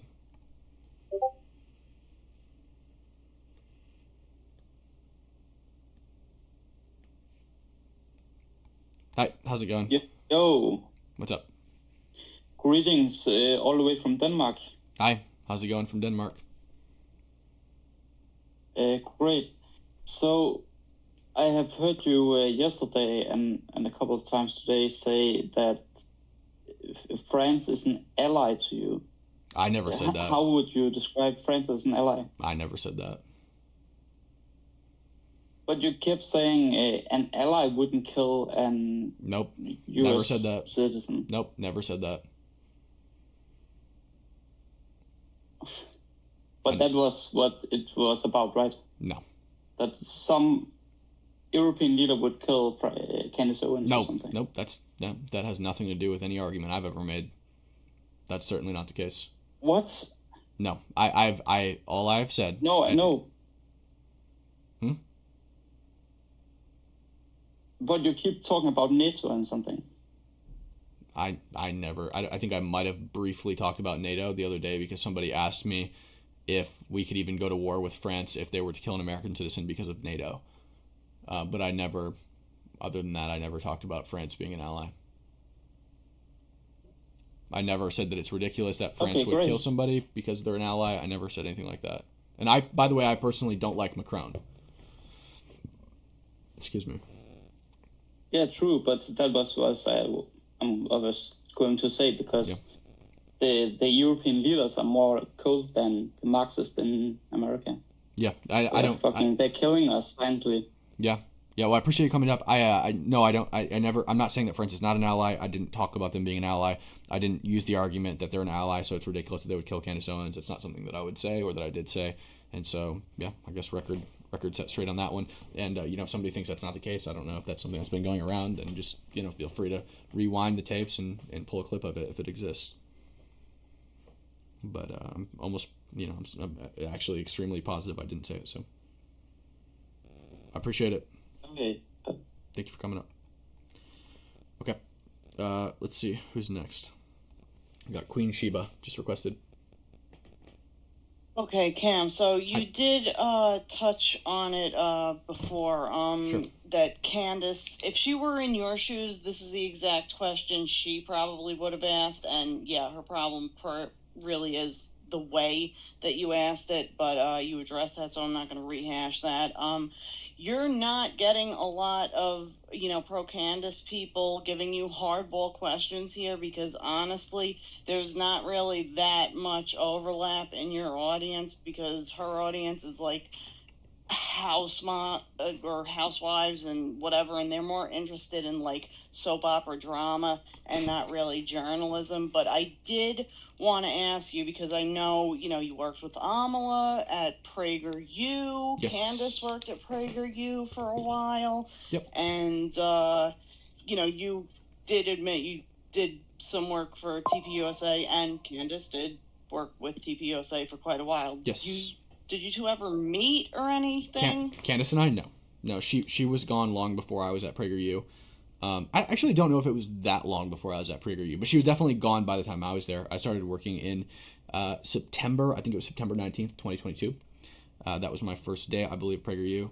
I think the reason I remember that is because it's something I really looked forward to at the time, because I was, like I said, I think I mentioned this on a New York Public Radio interview today, actually, that I was actually scraping by for a long time after being homeless, after building my platform up to 1.5 million followers on TikTok and getting censored and banned when Joe Biden became president. I scraped by making $15,000 a year writing articles, and then I got this opportunity at PragerU, so I went and worked there. But no, Candace Owens was gone. Amala was the main big personality at PragerU at the time, and I worked as a producer on her show. And okay. I would edit her clips and use the switchers and stuff like that. She's really fun to work with. Mm-hmm. All right. Okay. Do you have any follow up on that, or you're just wondering? No, I was just curious if maybe there was any kind of other reason that Candace might have some, like, I don't know, old grudge against you. No. For any reason. No, I actually find it really surprising that she didn't bring up stuff like PragerU, and that tells me one thing: either Candace likes Krabby Patties and she watches my content and didn't want to go too hard on me, or she just didn't research me. One of the two. I mean, because there's a lot of stuff you could use against me. If you just wanted to kind of like throw up a meme and write me off, like, oh, he worked at PragerU, what an idiot, and then that's your dunk on me, whatever. A lot of stuff like that, but she didn't bring up any of it. So either she doesn't want to go too hard on me because she likes me, or she likes me and she absolutely needed to address the Pentagon thing, or she just didn't look me up at all, which I find that part hard to believe. I think Candace might like Krabby Patties, if I'm being totally honest. I wouldn't know. I wouldn't speculate. I don't know. But she definitely would have wanted to, if she were in your shoes at the Pentagon, she definitely would have asked the same question if she actually believed that claim that she made about there being a French plot or whatever, a hit out on her for from sure. France, yeah. Right? Because she prides herself on being the one asking the hard questions, yeah. and throwing accusations at the government and whatnot. So it's just a little, I don't know, strange that she's so upset with you for, I don't know, testing the government or whatever. Yeah, exactly. Yeah, I find it weird as well. I mean, she asks as if that's a question that I wanted, or that the Pentagon wanted me to ask, which it's definitely not, and they definitely weren't expecting it. Like, I'm sure that's the last thing Kingsley would have ever thought she'd get asked today, because it's so like it's such. I mean, it's like kind of a fringe thing, right? Like it's kind of like Candace stuff is kind of taboo, but it's huge. Like everyone knows about it, but it's kind of taboo. So I'm sure she wasn't expecting it. Yeah. So yeah, all right. I agree. Well, I appreciate you coming up. That's it. Have a good one. Thank you. Be safe. Thank you me. for coming up and watching content and stuff. See ya. Okay, we got Michael. Oh, I already requested Michael Edward. He didn't come up, so I'll X that, and then maybe you can request again.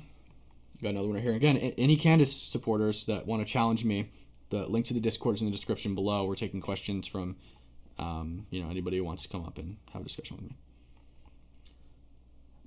How's it going? Am I here? Am I in the call? You're here. You're in the call. You're live on air. Holy crap, dude! What's up, Cam? How you doing, bro? Man? I'm doing pretty good. How are you? I'm doing good. I won't prolong the conversation. I just want to say, big fan, big fan. Love what you're doing. I think you're doing awesome. I do want to say, my dispute with your conversation is, do you consider what she said like truly an attack on you? Yeah. I know she's got a massive following. I watched her live video recently, so I saw what happened. I saw what she said. And don't get me wrong, it's not like supporting one way or the other, but sure, I get it. Do you consider it like a true attack on you or just like more of a criticism? I could take the why did he say don't laugh as a criticism, and I have. I mean, in this call, I've taken it as a fair criticism multiple times, right? It is a fair criticism. Maybe I shouldn't have said that. That's my discretion, and I'm not a perfect man. I'm not always going to please everybody, but that's a fair criticism. What I consider an attack are the lies that she's spread about me, that I'm on Turning Point payroll. And then I'm an elitist. I saw that earlier today. I was curious, but at the same time, it's a weird claim to be negative in a way. I didn't know if it was true. I saw that earlier though. Well, I mean, I had people posting and tagging me on Instagram with her saying that I'm on Turning Point payroll, and they're like, another one compromised. I'm like, since when is working for Turning Point compromising? I find it super weird, considering, especially she worked at Turning Point. Is she compromised? And also, she called me an elitist, despite the fact that her husband has connections to the royal family of Britain and is worth 150 million pounds, and that she herself independently is a multi-millionaire. So I'm somehow the elitist. And also, she said I'm playing dress up as a journalist, which is actually what she's doing. That part, it's baseless. It's like you said earlier, I was watching, but I think that's, it's just like a little shot, basically. Sure. Totally think I think that's dumb. What would you say? I feel like I'm skipping ahead of what I was thinking earlier of my conversation. But, okay, this sounds so dumb. I'm not trying to be like a conspiracy theorist, but what if Candace, I don't know, somebody said, what if she genuinely believed somebody was after her? You know what I mean? I'm not trying to make this too much of a conspiracy theory. Yeah, no, if she believed that, that'd be scary. No, I get it. I mean, she could believe that. I mean, and that's fine. And I hope that my question leaves her rest assured. But apparently not, because now she thinks the U.S. government is in on it, and apparently now I'm also somehow in on it. So, because what she was doing. I think that's what she was implying when she said I'm on Turning Point payroll. She said, she's like, all paths lead back to Turning Point. This guy's a propagandist, and he's on the Turning Point payroll. And go figure, he asked this question. She's literally implying that I'm running cover and doing paid propaganda for the people that are trying to kill her. Like, that is literally what Okay. she is alluding to. Okay, I hear you, and I have a question, and like, don't take it the wrong way. No, that's fine. You I'm can ask just whatever you want. curious if what she said was true, but like, are you going to be working for Turning Point? I have a contract at Turning Point. Like, so how that works is that, I mean, have you ever done like contract work, like construction or anything where you're not a W-2 employee, you're not on payroll, but you like, oh, here's an odd job, and they pay you $500 for an odd job. You ever done that? Freelance? Yes. Okay. Perfect. That's what I do for Turning Point. So Turning Point doesn't really send me anywhere. They don't. I've never been flown anywhere by Turning Point. It's just sometimes I will. I have a daily rate worked out with them, and if I'm in a place where there's something newsworthy happening, I'll say, hey guys, I'm in Portland today. Do you guys want the story? And if they say yes, then I'll work for Turning Point for the day. And if they say no, then I go live. And like, it's actually more lucrative for me to go live, and I prefer it because I get to talk to you guys. But sometimes I like to, I just like Turning Point, so sometimes I like to help them and give them the story. So, that's Kirk was not many people like him. There's like nobody like him. But exactly. Okay.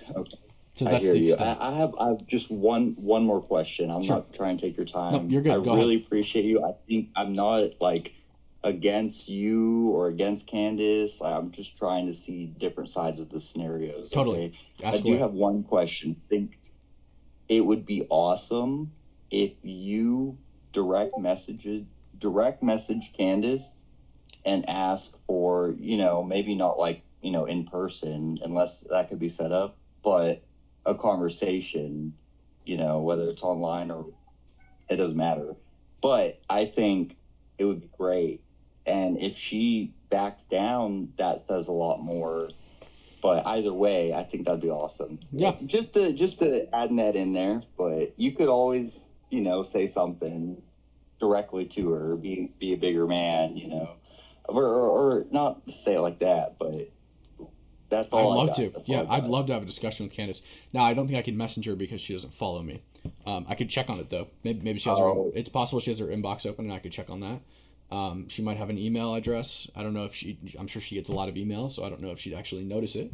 But I could definitely reach out and ask her. Now, the only thing I'd be weary of is that she has an unfair advantage over me, and that's the fact that she has an earpiece on her show and a team of producers behind a desk that feed her information. So that'd be the only thing I'd worry about. But, I'm always up for a challenge, and it wouldn't be the first time I've 1v4'd somebody, so I'd definitely be open to it.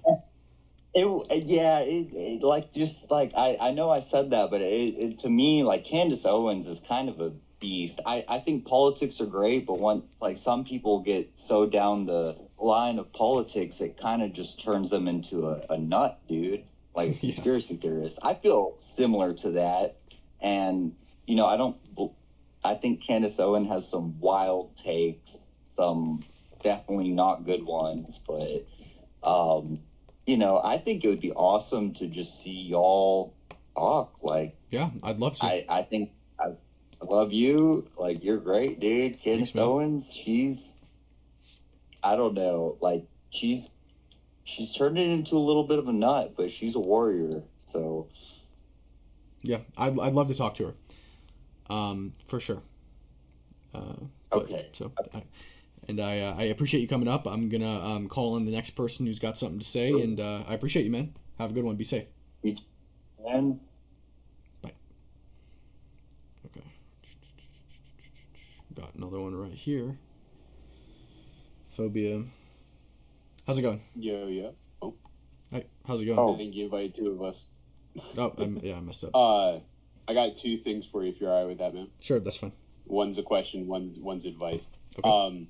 First off, what do you think made Candace go like that shit crazy? In my opinion, that's what she's been. Like, there's some things that she's kind of like, okay, yeah, maybe you have a point there, but like most of the shit's just weird. Yeah, I mean, I agree with you that most of it's weird. I'm not going to speculate on what caused all of it. Just like with, somebody asked me if I think she's telling the truth or not. I'm not going to speculate. Or like somebody asked me if I think that she thinks she's telling the truth, right? I'm not going to speculate on whether or not she's lying on purpose or lying obliviously or what made her go crazy, because I can't prove those things. And I think that's the difference between her and I, is that I'm not going to make baseless claims or speculations about her personally, what's going on in her life that caused her to do all these things.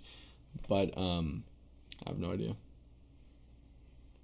Yeah, because like she's going the way of Alex Jones. I give it like maybe 2 weeks or so. She'll start talking about Jewish space lasers or some shit. Yeah, could be. Like it's just going that crazy. Well, Also, those actually exist now. Apparently. My advice to you, man. Do they? Oh, unironically, no. Yeah, I think Israel's like equipping satellites with lasers or something, or they want to, something like that. That's funny. As for the advice, man, my only thing is, don't take any of this shit too personal. Like all these people coming after you. I see your videos. You're getting real. I don't want to say heated, but agitated. And it's exactly what a lot of these people calling you out and accusing you of shit want. Even like in Candace's things, if she is like out there, again, this is speculation, but if she's out there just playing the field on both sides and she's just trying to get as many views, this is exactly what she's doing. Then yeah, you responding this way is just giving her exactly what she wants. Yeah, and that goes for like everyone, Yeah, I'm a passionate guy. I get I'm not. By the way, I'm not like upset about any of this either. I just want to clear the record. Like I just had an interview, like I was talking about earlier, with what was it? New York Public Radio, I think. Micah something or other. I don't remember his name. Something with an L. And he's grilling me about the Pentagon Press Association, or the Pentagon Press Corps, and the agreement that we signed, and then he starts grilling me about when I went to Gaza and the food aid situation, and he just kept trying to catch me in things and do gotchas, and I would like read out the thing that, like the different excerpts from the agreement, or he'd say Pete Hegseth did something illegal, and I'm like, Uniform Code of Military Justice, please cite the law. And he's like, well, Cam, I think we both got really worked up in this, and I think that it was very frustrating for both of us. And I'm like, Micah, I wasn't frustrated. I was having fun. Like this stuff, that like debate like that is fun for me. Now that being attacked without being present to defend yourself is not fun. But, sometimes I appear to be very upset and worked up, but I'm not. So I'm just very in it. Logic, I'm immersed. We should all go harass Candace and get her to debate you in this Discord, right? No, don't harass her. I'm kidding. We shouldn't do that. But yeah. You should try to do that. That'd be fun. I don't like manipulating my audience as a horde to harass people. Because in the past I've had a lot of people do that to me. That's that's kind of what's happening to me right now. Why I'm responding to it, right? Is because her audience is all over me right now, and so. One of the guys was saying, oh, it's, he kind of seems like she's just taking little pot shots at you. And I'm like, yeah, it could be true. But like little pot shots really have effects when you got people watching. And it's like, as soon as they hear a new name, they just like scroll off of YouTube, leave it playing in the background, and like go bug that person on Twitter immediately.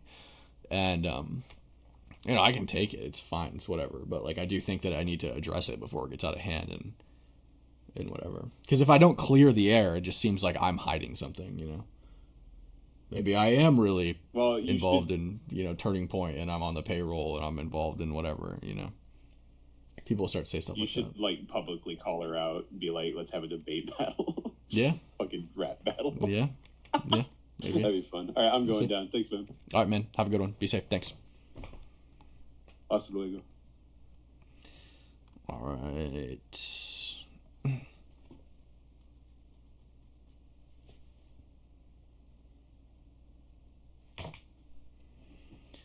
How's it going? Can you hear me, Mayor?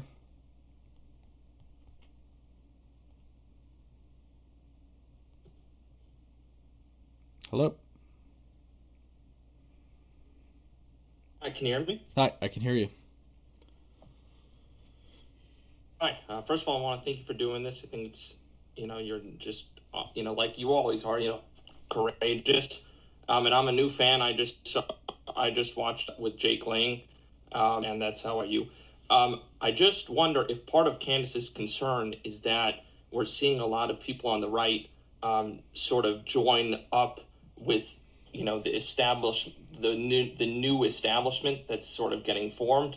And I wonder if, it might not be a good idea for, guys who are, who want to be objective and really care about the country to be, let's say, sort of seeming like pally-wally with the people who are in charge now, when a lot of us on the right are concerned that these new people in charge will just become like the old people in charge and screw us, So I wonder if that's part of what Candace is worried about and seeing you and others do.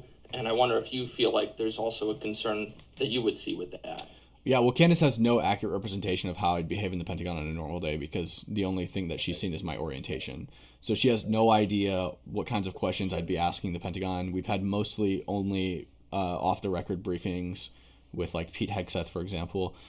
And just because I'm in the room doesn't mean I'm going to be powy-wowy with the administration, right? The previous press corps certainly wasn't, and they were in that same room in the same position that I'm at now, in the same desks. And they certainly weren't powy-wowy with the administration. Now, like, do I agree with a lot of the things that the administration does? Yeah. I actually think Candace agrees with a lot of things that the administration does. But does that mean that I don't disagree with some of the things that the administration does? Absolutely not. I disagree with many things the administration does. And somebody actually said in my chat the other night, I used to really like your content, but it just seems like lately you're just all for the you're just compromised, you're all for the administration, you never criticize them, whatever. It's like, I've actually criticized the administration in the past month, I think more than I have ever, by talking about things like why do we have the president of Syria, who's a member of Al-Qaeda, in the White House? The only reason that he should be in the White House is to kill him. He doesn't belong there. He's a terrorist that beheads people and orders his men to innocently and indiscriminately murder civilians, especially Christians. The group that he was a part of did 9/11. He shouldn't be allowed in the White House. The only purpose in bringing him here should be to kill him. And so that's, of course, I'm talking about Jolani, of course. I think I've actually criticized them on numerous occasions.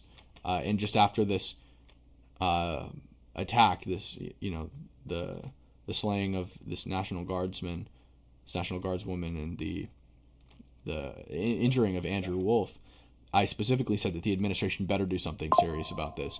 And another thing, too, is like Antifa, that, we've designated them a terrorist organization, but we're not really doing anything about it. And that's something that directly pertains to me every single day when they attack me. So I've been pretty critical of the administration, I think, more than I have in the past, not less. The only issue is... I'm glad to hear you say that, everything that you do and what you just said. I just feel like a big part of why Candace so triggered, and I think she went too far, and like you've pointed out, the facts are just not on her side with respect. But I just feel like there's this sort of sense in the movement that there are some people who whitewashing and teaming up with, let's call it, the new establishment. And I'm glad to hear you prove how you are not. But I think that's a good part of why she was triggered. And I think it's not getting spoken about enough, that we have to. I do think it's important, even if we want to be united to do right for the country. I do think it's important to call each other out. She went too far, clearly, here, but I just feel like it should be recognized that that's probably part of why she took it out so much on you, is because I think a lot of us are fed up these days watching some of the guys we used to respect and trust whitewash too much of the current administration. Well, sure. I mean, I think that's probably fair. But I actually think we're seeing the opposite. I mean, I don't know what you see on when you log into Twitter, but what I see is doom and gloom. I mean, everybody is talking shit about the administration. I see very few positive things from the conservative side about the administration other than news reports. I mean, the past couple days have been actually huge wins with the restrictions on H-1B visas, the ending of immigration from the third world and stuff like that. But before that stuff started happening, it was all doom and gloom, especially related to the topic of immigration and people being worried about that. And I was on the forefront of that, right? I've seen very few positive things. Wait, Jake, I'm getting feedback from you, Jake. Okay, fine. No, you have a closer take than I can. I'm glad to hear you say that. Thank you for taking my my points. Great night. Thank you. Have a great night.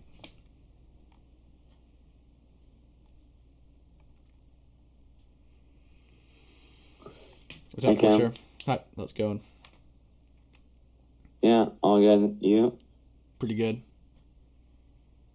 Yeah, I just came here to ask with regards to the question about Candace that you asked the Department of War, and someone else in here earlier suggested that because the Department of War had not actually responded to it, that silence basically meant compliance or something like that.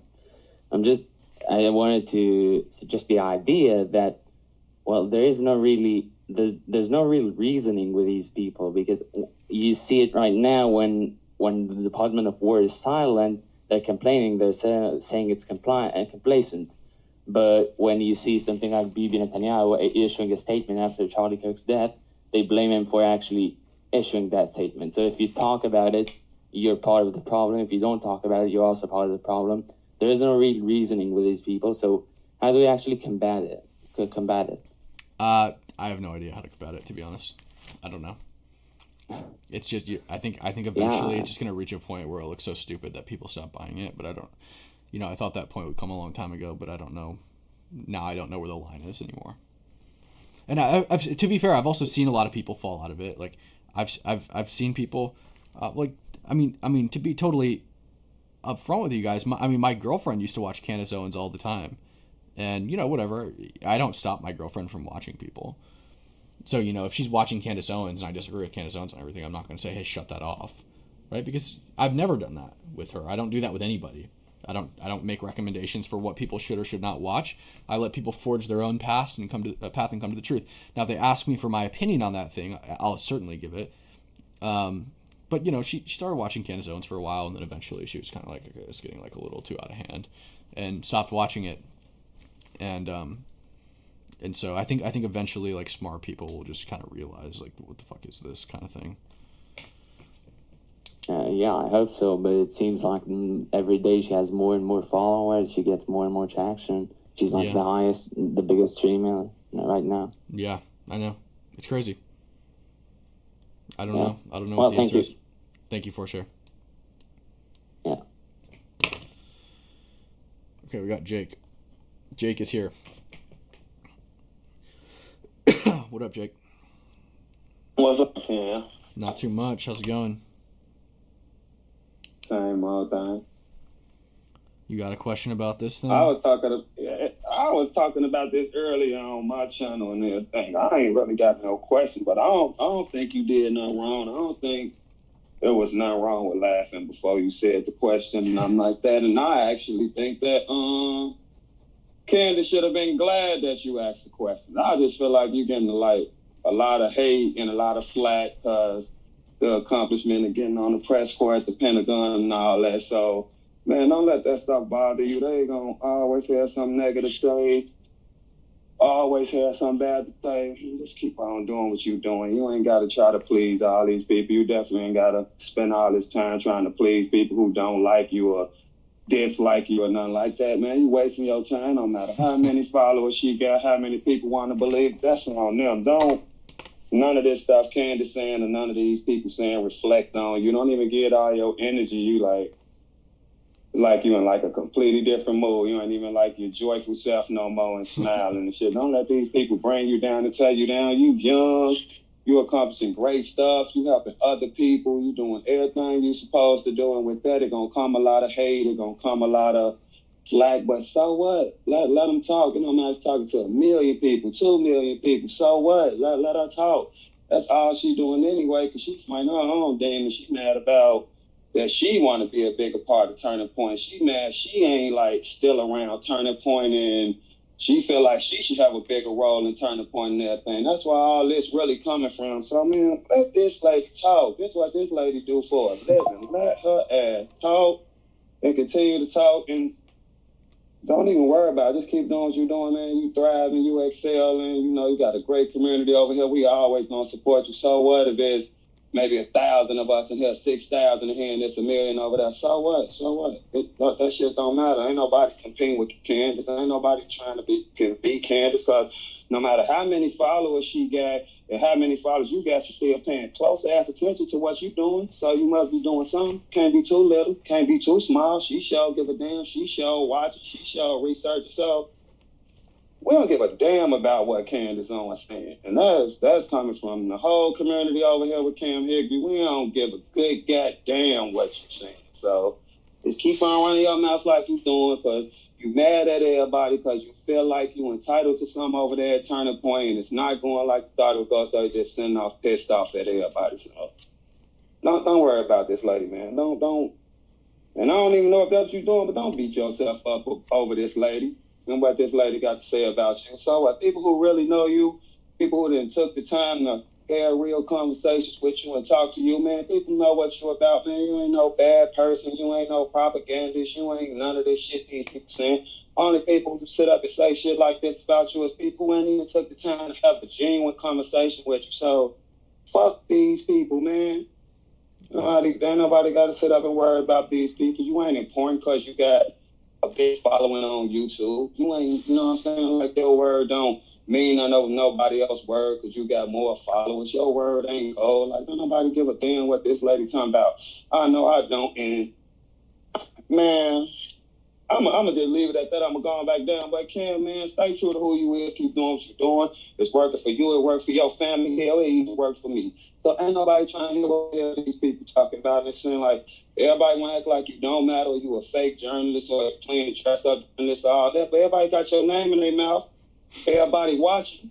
Everybody want to say something and speak on something. So that should tell you a lot in itself. Like, so don't worry about these people, man. Keep doing what you're doing. Keep being who you is. You a great dude. You great at what you do. You work hard. You help others. You respectful. And you just strong in your beliefs. And ain't shit wrong with that. And you know how this world goes. As soon as you don't agree with people, as soon as you don't say what people want you to say, oh, you a propagandist, you a Nazi, you this, you that, all this bullshit, man. Ain't nobody trying to hear these people. So what? Y'all don't like it, don't watch. And I ain't really talking about the people in hell. I'm talking about like the people who got something bad to say. Like, people just need to learn how to say congratulations and shit like that, and quit just being mad all y'all damn life and hating on other people and trying to talk down on other people or discredit somebody else, man. Y'all go out here to some of these protests and do some of the shit that Cam's doing. Y'all go out here and risk y'allself. Y'all go out here and get maced and all this shit for what y'all believe in, or get attacked for what y'all believe in, or go somewhere like Dearborn, Michigan, when most of us wouldn't even know what the hell going on in Dearborn, Michigan, if it weren't for people like Cam. So y'all get from behind that desk, just sitting there comfortable with your whole producer team and all that shit, and really get some boots on the ground and give us some news that we ain't getting. Like, don't nobody give a damn what y'all got to say about nobody, because you ain't saying about Cam, just gonna be saying about somebody else, because you're just like a negative person, like a drama-filled person. So you fight your own demons, you deal with that shit, for trying to project that shit on somebody else, put that shit on somebody else, because we ain't going for none of that shit over here, man. We ain't all the community, small, whatever you want to call it, we ain't going for that shit. Y'all ain't finna jump all on my boy and beat all on my boy and talk about my boy and all that shit. Hell no. So y'all gone with all that shit. We probably don't have big channels like y'all. We can talk shit too. We can make videos too. We can get shit out there too. So ain't nobody worried about y'all motherfucking ass cams. You need to go on about your business. Whatever demons you dealing with, because whatever you feel you entitled to at Turning Point that ain't quite going your way, and they ain't trying to make it about everything else, trying to make it about Charlie and everything else. But you know, there's like some inside shit you mad about. You know, you feel like you should be more involved over there or some shit like that. And we all know that's what you're really mad about. It's clear as day. I did reactions on my channel today, watching you all day, Candace, in your little videos, and I could just see straight through all your shit. You just mad at everybody and just running around saying a whole bunch of shit with no evidence and no proof or no nothing, just running your damn mouth. It's actually ridiculous. That's actually what I call like dressing up as a journalist, just out here with no facts, just talking because you got a following and you know a lot of people will listen to it and don't care nothing about facts. Like, you ain't backed up shit you said. Shit you said, you ain't backed up. None of it. You ain't shown no proof, no evidence, or none. You just literally running your goddamn mouth because 150,000 people are watching. It's absolutely ridiculous. In my opinion, you should shut the hell up. I appreciate that's it, what Jake. you should do. You should shut the hell up. We've got a couple other questions. I appreciate it, Jake. The chat is backing you up, and I appreciate it, bro. All right. I'll be back in Chicago sometime soon. We'll have to do something. All right, let me know. I will, bro. All right, let me know. All right, I'll catch you. Jake's the GOAT. All right, we got another one. By the way, he did that whole thing without like missing a single beat. I just like to point that out. He just went on that whole thing without like stopping once. And I've seen him do it for longer. What's up? Hey, I appreciate what you do. I just wanted to say I heard a lot of people on here talking about how, they thought you were getting kind of flustered or, whatever, upset about something. I don't think so. I think it's an appropriate response. If somebody's slandering you, you're, well within your right, or, you can respond to that. And, being a truth seeker like yourself, I think it's important to respond to lies. So anyways, just wanted to encourage you in that way. I appreciate it, man. Thank you so much. All right, thanks. Have a good one, brother.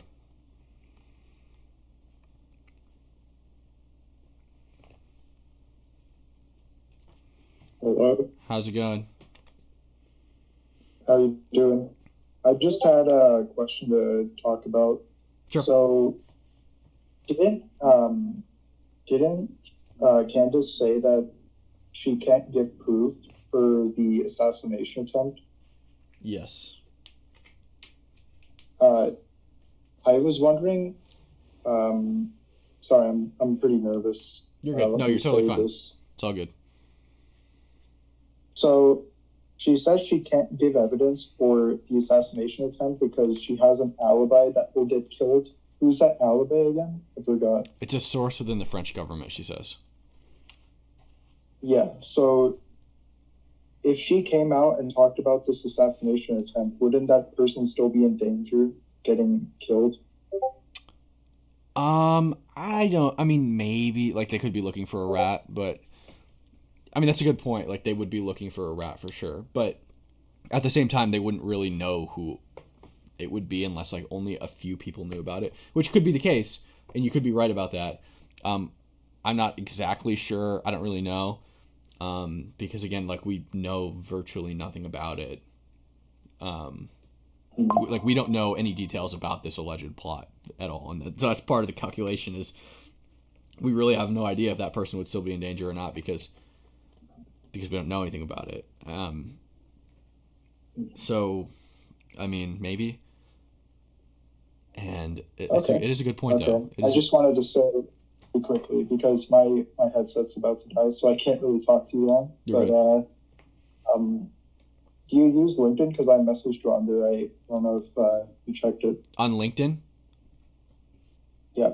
I'll check LinkedIn after this. When this is over, I'll check LinkedIn and check for your message. I've got a bunch of messages on there, so I've got to catch up anyway. All right, no worries. Candace uses my LinkedIn. I know that. Shout it out. All right, man. I appreciate it. Thank you, bro. Have a good one. Bye. See you. Be safe.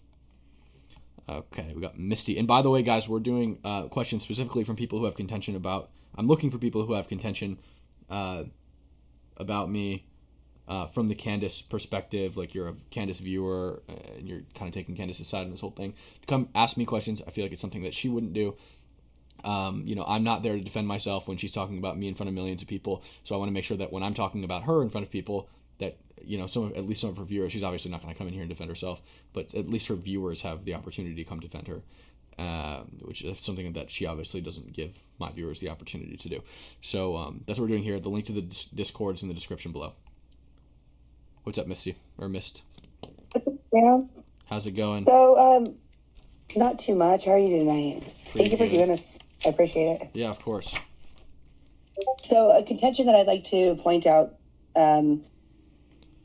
is you keep mentioning the Pentagon, and her mentioning the Pentagon and how expensive it was. I think you're misunderstanding where she was coming from with that, because she went from talking about how expensive it was to the people being the ones that paid for it, and how the people, they're supposed to be there to protect the people, not the other way around. And that was her kind of stance on it. And you keep kind of framing it as, and she's just talking about how expensive it was and complaining about how expensive it was. Yeah, but the reason I keep bringing it up is because it makes no sense in that sentence. It's directly after Kingsley says that there's no that the Pentagon doesn't have any evidence of a French assassination plot against Candace, and then she pivots to the Pentagon was really expensive, despite the fact that the Pentagon was built in 1943, and very few people who were alive and paying taxes at that time are even alive today. And I just don't know what bearing it has in the context of what she was talking about. It seems completely and wholly irrelevant. And the Pentagon does protect the American people. We're actively fighting narco-terrorists every day out of the Pentagon. Narco-terrorists who bring drugs to this country and hurt I believe, in my opinion, as they're there for the people. They're supposed to be working for the people. They're supposed to be protecting the people. And them kind of making light of a possible assassination, it's kind of not showing that they're there for the people and protecting the people. And I think that was her whole goal, the matter of bringing that up. Sure, I mean, that's fine. I don't understand how the price of the Pentagon, though, really matters. I mean, maybe if she said something about, like, the salaries of the people at the Pentagon, like, maybe that's something. I don't know. Well, she was saying the people built the Pentagon, and the people are still the ones paying for the running of the Pentagon. Are the people who built the Pentagon the people who are paying for its running? Is that what you're asking?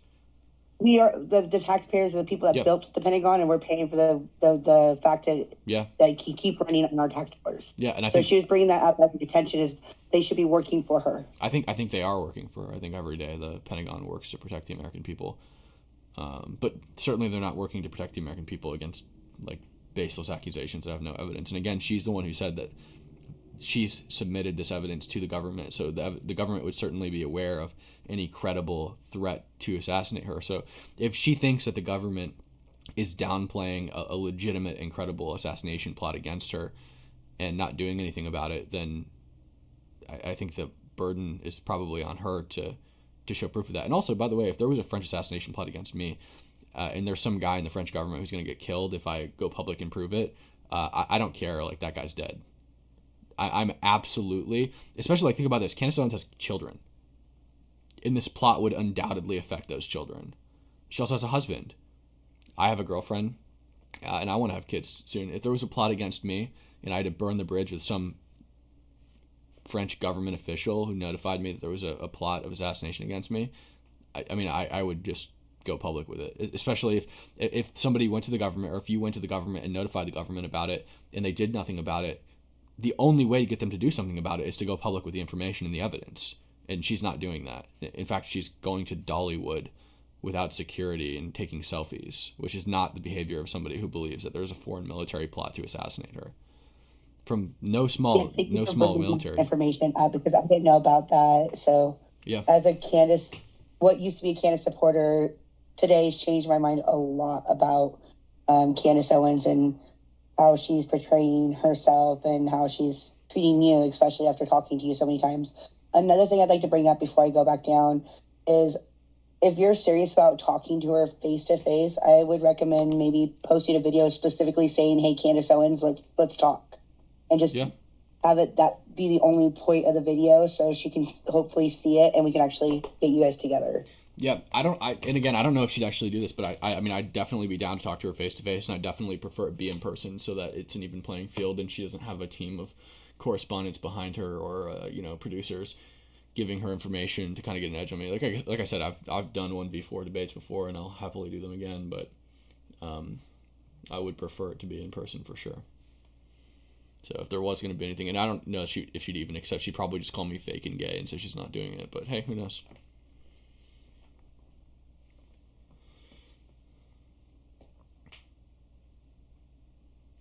Thank you, Cam. Yeah, of course. Thank you. We got Jack coming on up. How's it going, Jack? Can you hear me? Yes, I can. Dude, your mods are ban happy, bro. They're ban happy? Yeah, they're banned. I've had 3 accounts banned from your live chats, and then they just banned me. I talked to you earlier tonight, and they just banned me again because I said I wanted to come back up. all I did was give shit because you want challenges in your chat, and then like 3 callers in a row, you've got people coming up kissing your ass, basically. Well, what did when you I do? thought we were supposed to be having this conversation about Candace. Listen, you're So on the anyway, stage. You're I on had the to make stage an right now, account, man. You're on and the here we're stage. talking again. So listen, I don't know what you did to. There are rules in the server, like you can't use slurs and stuff like that to maintain TOS. I didn't use any slurs. So hold up, pause. Just pause. I don't know what you did. I don't know why they banned you. But congratulations, you're now on the stage. So if you have a challenge about Candace Owens, I have been intentionally trying to bring up people I don't know. The reason I didn't bring Mist up for a while is because I know her. She's in this server, and I figured that she would throw me something, some kind of praise or something. And so that's why I didn't bring her up.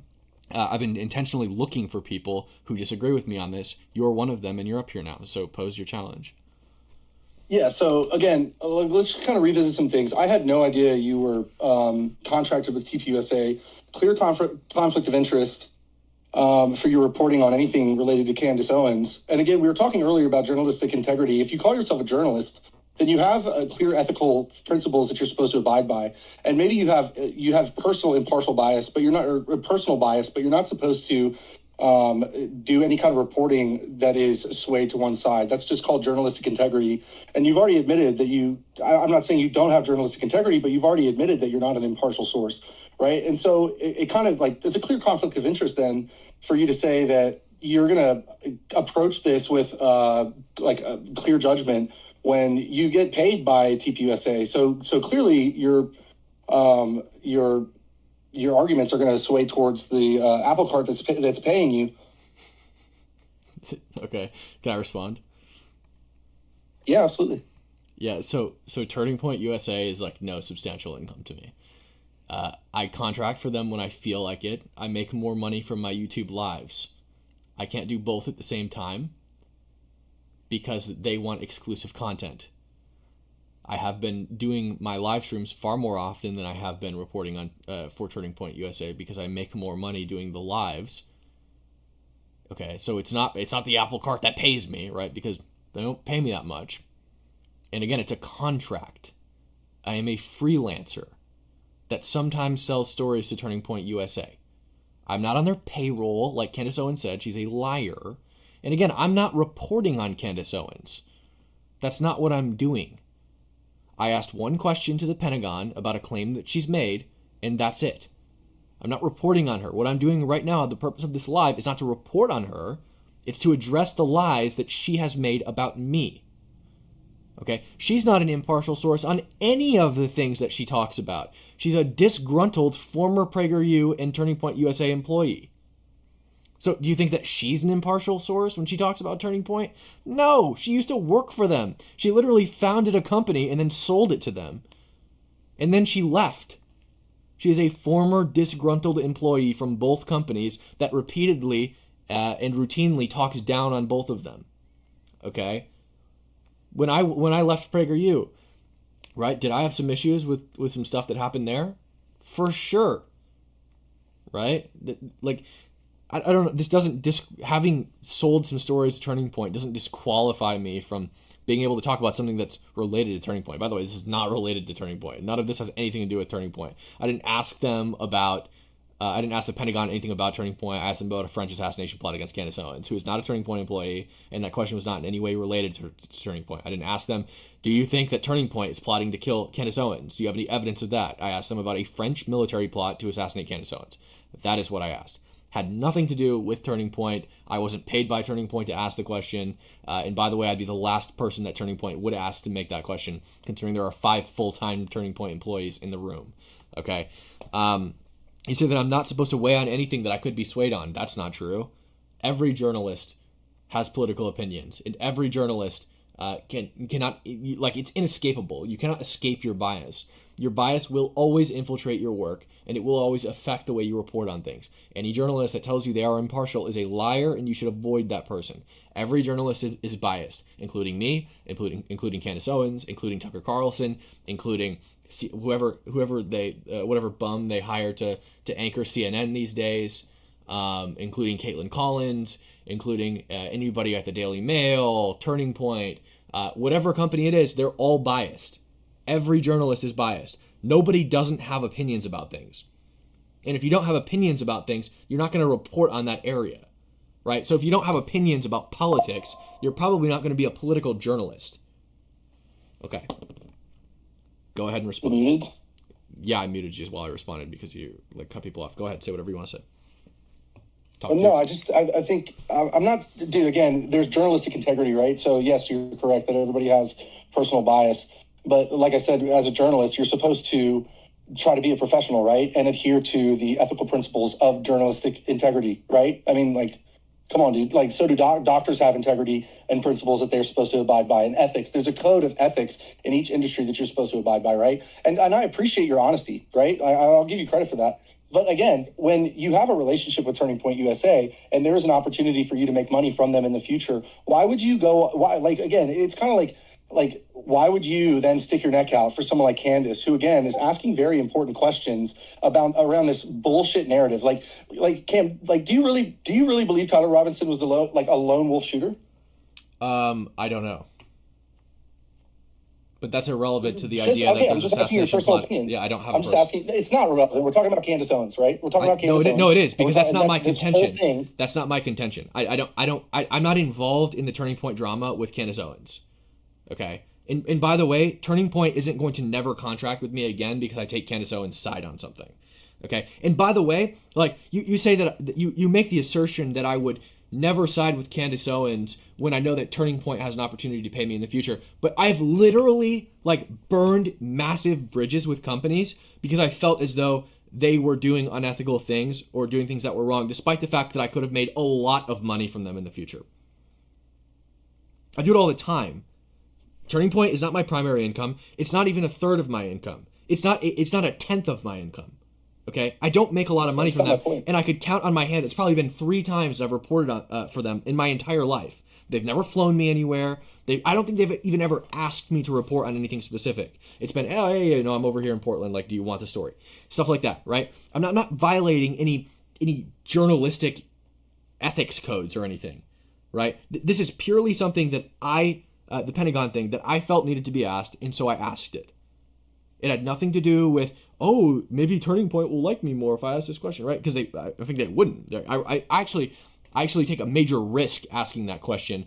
If Kingsley was to come back and say, oh, yeah, actually we are aware of such a plot. I'm not going to share with you the details of the plot, but we're investigating it. That doesn't confirm that it's real. It doesn't confirm that it's not real. But that actually would make me look bad to Turning Point. Potentially it's actually a risk. And by the way, they were standing right next to me. Like, the Turning Point people were not next to me, but like right across the room. Their table was somewhat close to it. The briefing room's not very big. So, they definitely heard me ask that question. They didn't put me up to it. And I'm sure that they know very well that it could have gone sideways. And I definitely don't think it's a question they would have put me up to ask.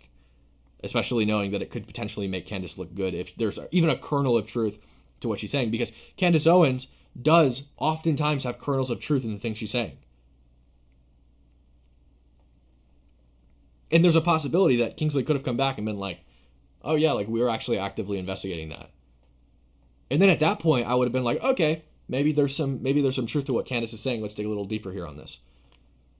And then I probably would have, and I'm actually actively still seeking this, a source in like FBI counterterrorism or some other law enforcement agency. I'm actively looking for a federal source in law enforcement on counterterrorism, and I'm going to follow up with Kingsley on it too.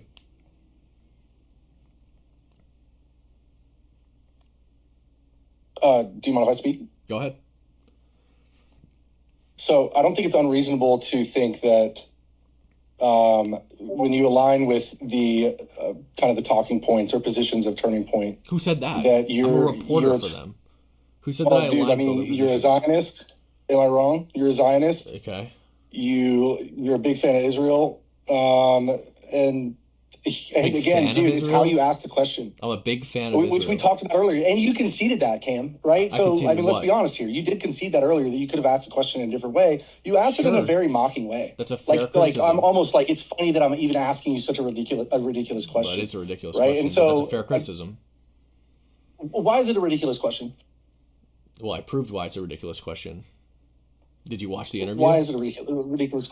Because the I government, did watch the interview. because She asked one. the government is not aware of any credible plot by the French government against Candace Owens. That's why it's a ridiculous question, because she's lying, obviously. But she said she didn't know. She said she didn't know. Right, and she And definitely then would Trump know if denied it was it. real. He said that later. Trump was asked a question like the president of the United States is going to sit there in front of the world and say that, yeah, there's actually we're investigating this, like they're going to take it seriously. Why when wouldn't he? we're allies with France. Like again, like dude, it's very disingenuous, man. You think Trump's afraid to talk shit about foreign leaders? Actually, Macron, he's actually repeatedly talked shit about Macron himself.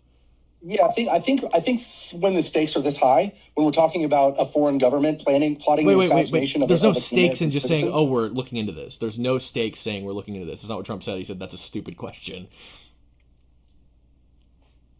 which actually isn't even a denial. Just saying it's a stupid question is not even a denial.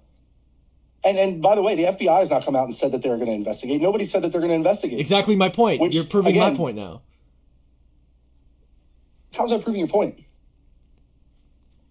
Why wouldn't they Because the investigate? government doesn't think it's real. Candace Owens said that she has irrefutable evidence that she can't share with anybody, but she'll give it to the government. Right? That's supposed to be the verification check, is the government says, "Oh, and it's they real." didn't reach back out to her. Right, so I followed up with them, and they have no evidence of it, or they're not aware of any evidence of it. They said she didn't know, Cam. Trump called it stupid. She said she didn't know. Okay. Trump called it stupid. No one's responded to Candace. If that's the silly game we're going to play, then that's fine. Bro, okay. All I'm saying is, I just think it's really disingenuous, and I don't think it's unreasonable to say that you've already admitted that you're not an impartial source, and you get paid from Turning Point, and you're literally telling me that you're asking them this question in a ridiculous way, in a mocking tone, in front of Turning Point. So, like, I don't see how it's unreasonable to think that, like, you're trying to position yourself in a way where you could get money, more jobs from Turning Point in the future. I mean, it's just. Like again, I don't think that's unreasonable. I don't need to ask that question. I don't don't need to ask that question and get more jobs from Turning Point. And honestly, Turning Point has I think up to this point, up until what happened yesterday, made their position pretty clear as they're not touching it with a 10-foot pole. So I actually don't think this would help my relationship with Turning Point at all. I think it damaged my relationship with Turning Point. And furthermore, I don't need to ask this question. I don't need to score good boy points with Turning Point to get jobs with them. I'm a reporter for them. All I have to do is say, "Hey, do you guys have any jobs for me?" And ask them to send me somewhere. So you are a reporter for them. I contract for them. I'm a freelancer. Exactly, dude. Exactly. Like, I don't understand why this is so hard to understand. I ask you the same question. I don't understand how it's so hard for you to understand. I am a freelance contractor. Yeah, they pay you money. Yes. If I report for them, So if I choose to do so. For you. It's not a conflict of interest because asking if there's a French assassination plot against Candace Owens has nothing to do with Turning Point. In the way that you asked it, Cam.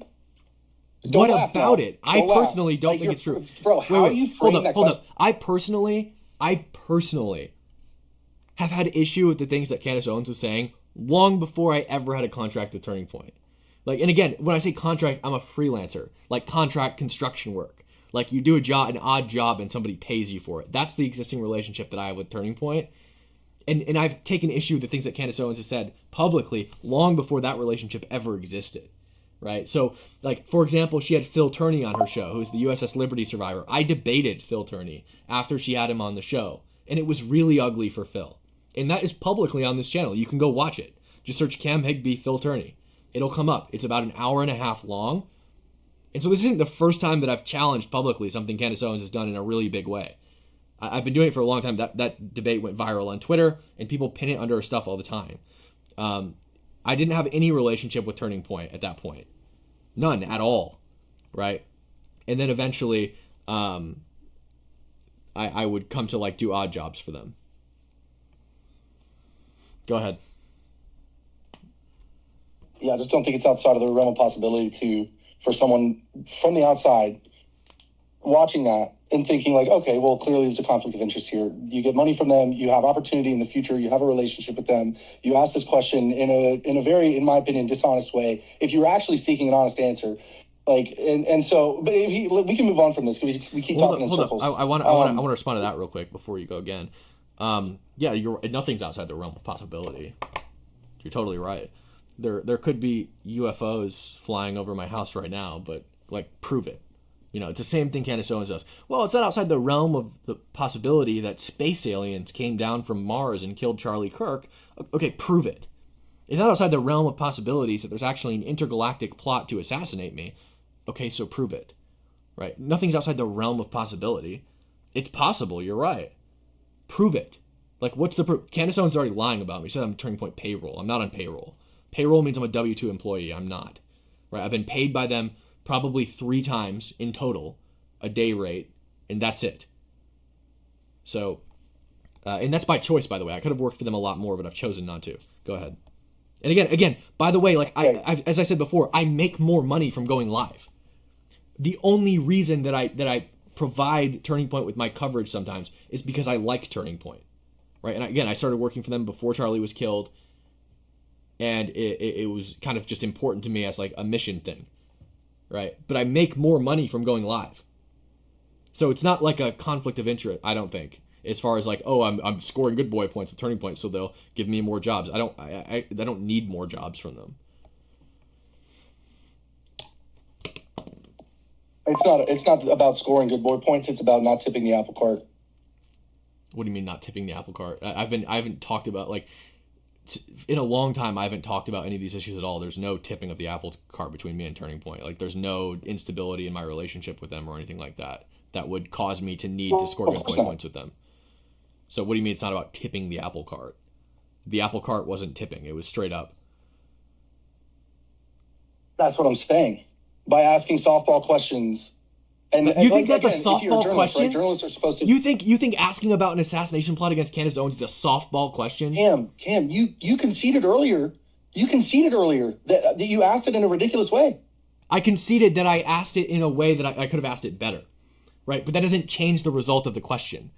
The result of the question is still that the Pentagon is not aware of any assassination plot against Candace Owens, right? So it doesn't matter how I ask the question. And again, if I ask somebody, if I was at dinner with somebody and they said, oh, how could anybody support this Trump guy, right? Ridiculous. And I said, well, actually, like, I support the president. That's how I would answer the question. Not, oh yeah, you're right. How could anybody support me? It doesn't change the answer to the question, right? The answer is still the answer, regardless of how you ask it. Go ahead. Yeah, I get it, but when you frame it that way, dude, you know what I'm saying. You keep muting me. Well, I mute you when I'm responding because I can see you as I'm talking. I can. Well, I wasn't even finished what I was saying. See, that's exactly what I'm talking about. I think I've made my point, man. Go ahead, talk to your conclusion. Say whatever you want. I think you're protecting your interests. What are my interests? Like, I think you're protecting your interests. If you were a journalist with journalistic integrity, you would pursue. Okay. Did you mute me again? No, go ahead. No, you're not muted. Go ahead. Sorry. If you were a journalist with journalistic integrity, you would pursue both sides of the story.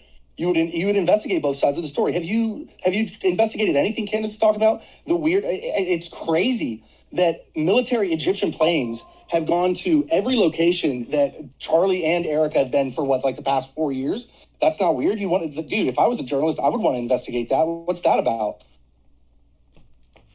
Can I respond now?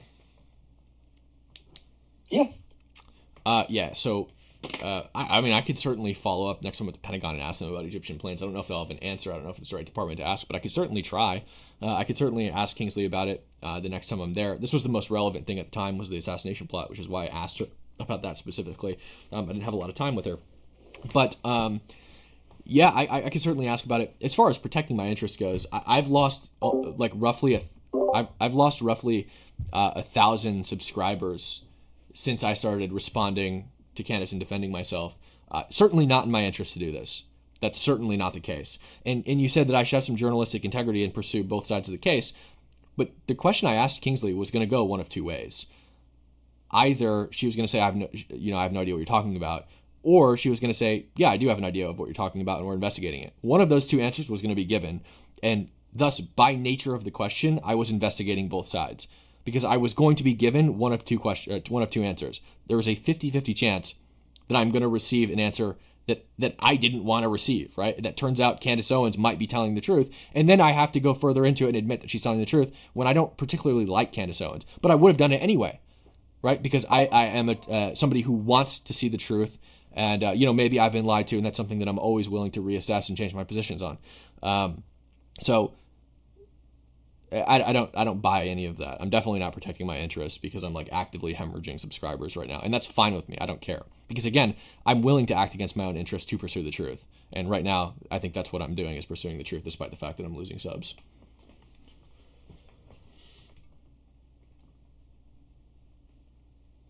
All right, can I respond one more thing, and then I'll let you go? Go ahead. All right, so you're upset with Candace for calling you out, essentially, for how you asked that question. Wrong. And I don't think it's unreasonable for her to have the perception of you that she has. Maybe she was a little bit ridiculous in the claims that she made. You can think that, that's fine. But when she knows that you make money from TPUSA, and then you ask that question in a very like leading and dishonest way, in my opinion, I don't think it's wrong for her to have the perception that like you have an interest that you're pursuing at all, which is essentially what I'm getting at this entire time. So for her perception is, this is a guy who's making a mockery out of the claim that I have. And put yourself in her shoes. What if she has like legitimate reason to believe that there is an assassination plot? Again, and you're here like basically laughing with what Kingsley, I think as you said her name was. I don't even know her name. You're basically laughing about it. Like, oh, this thing is so ridiculous. Like what does she owe you? Well, I would say that if she claims to be a truth teller, she would owe me the most bare minimum amount of research into who I am, my body of work, and what I've done before she lies about me.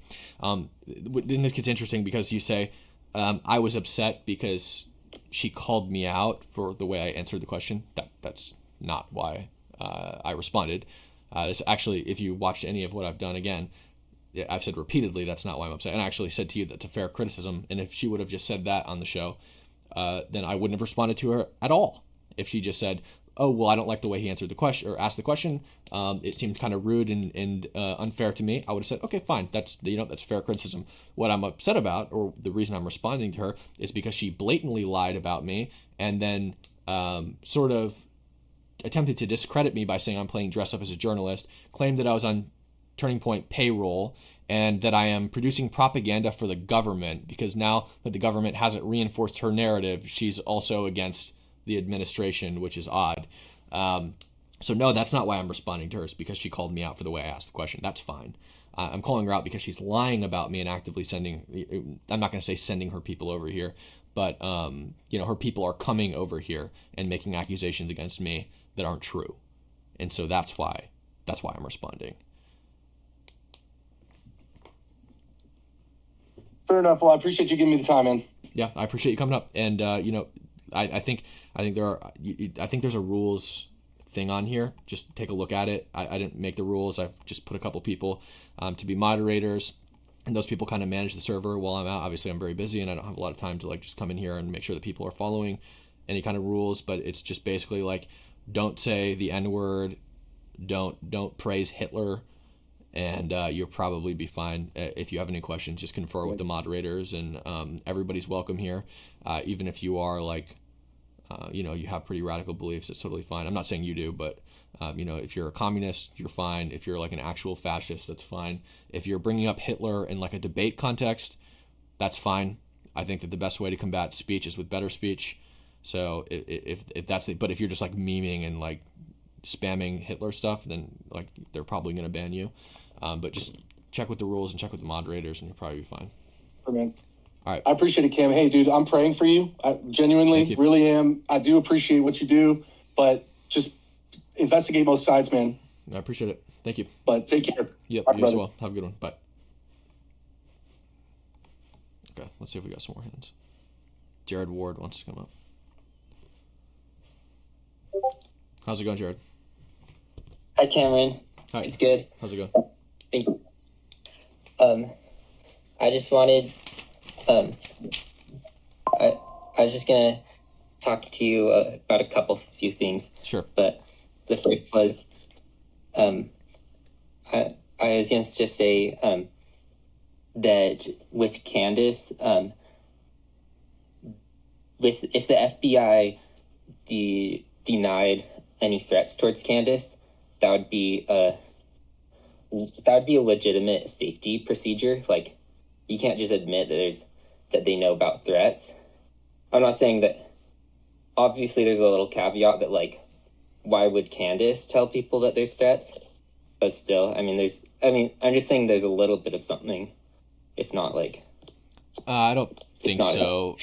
I actually think the exact opposite. Like, I think if the FBI or any other organization had legitimate reason to believe that people were in danger, they'd absolutely tell the public that, because it's important to protect people. Now, of course, they're not going to tell. It's like, when we ask about the narco boats at the Pentagon and say, like, how do you know they're narco boats? Like, well, how are you identifying these people as terrorists? They're not going to tell us, right? Because then that tells you, or it tells the terrorists how to stop identifying themselves as terrorists and basically evade the government. So they're not going to say, like, oh, we know that there's a threat because X, Y, and Z, because, Mr. blah, blah, blah in the French government told us so. That's obviously not going to be what they're going to say. But I don't see any reason why they would deny that there's a threat that exists. Okay. Yeah, that's a fair, perspective.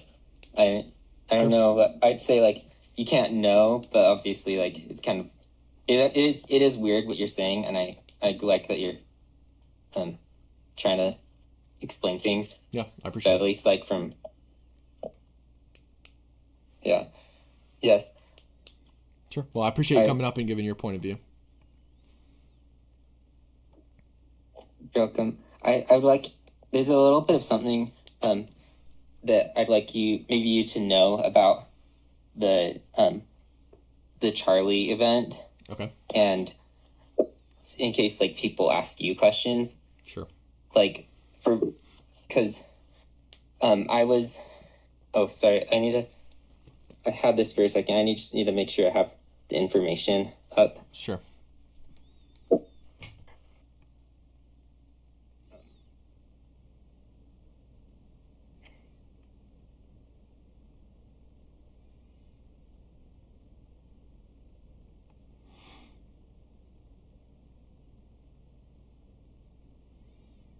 Are you there? Yeah, sorry. Okay. I think I can do this from memory. Basically, there's 3 things. One, UView just lost their LGBTQ center. Just less than a few months. Maybe 6 months or something before this happened. Basically because of Trump's orders. And then the second thing is, there was, as a student there, I've seen ladders just on campus that go just on the outside of the buildings that go straight to the roof. So I've always known it'd be super easy to get on to the top of that roof, the same roof that they thought that that assassin went to. Mm-hmm. And I thought I literally thought I could get on top of that roof before. Long before, or happened. Was it long before, or right leading up to it? Was this something that was kind of just a perpetual issue around campus, or was it something that just kind of cropped up right before Charlie got killed? It was a perpetual issue. Gotcha. So that does a distinction. It wasn't pre-planned specifically for this, but at least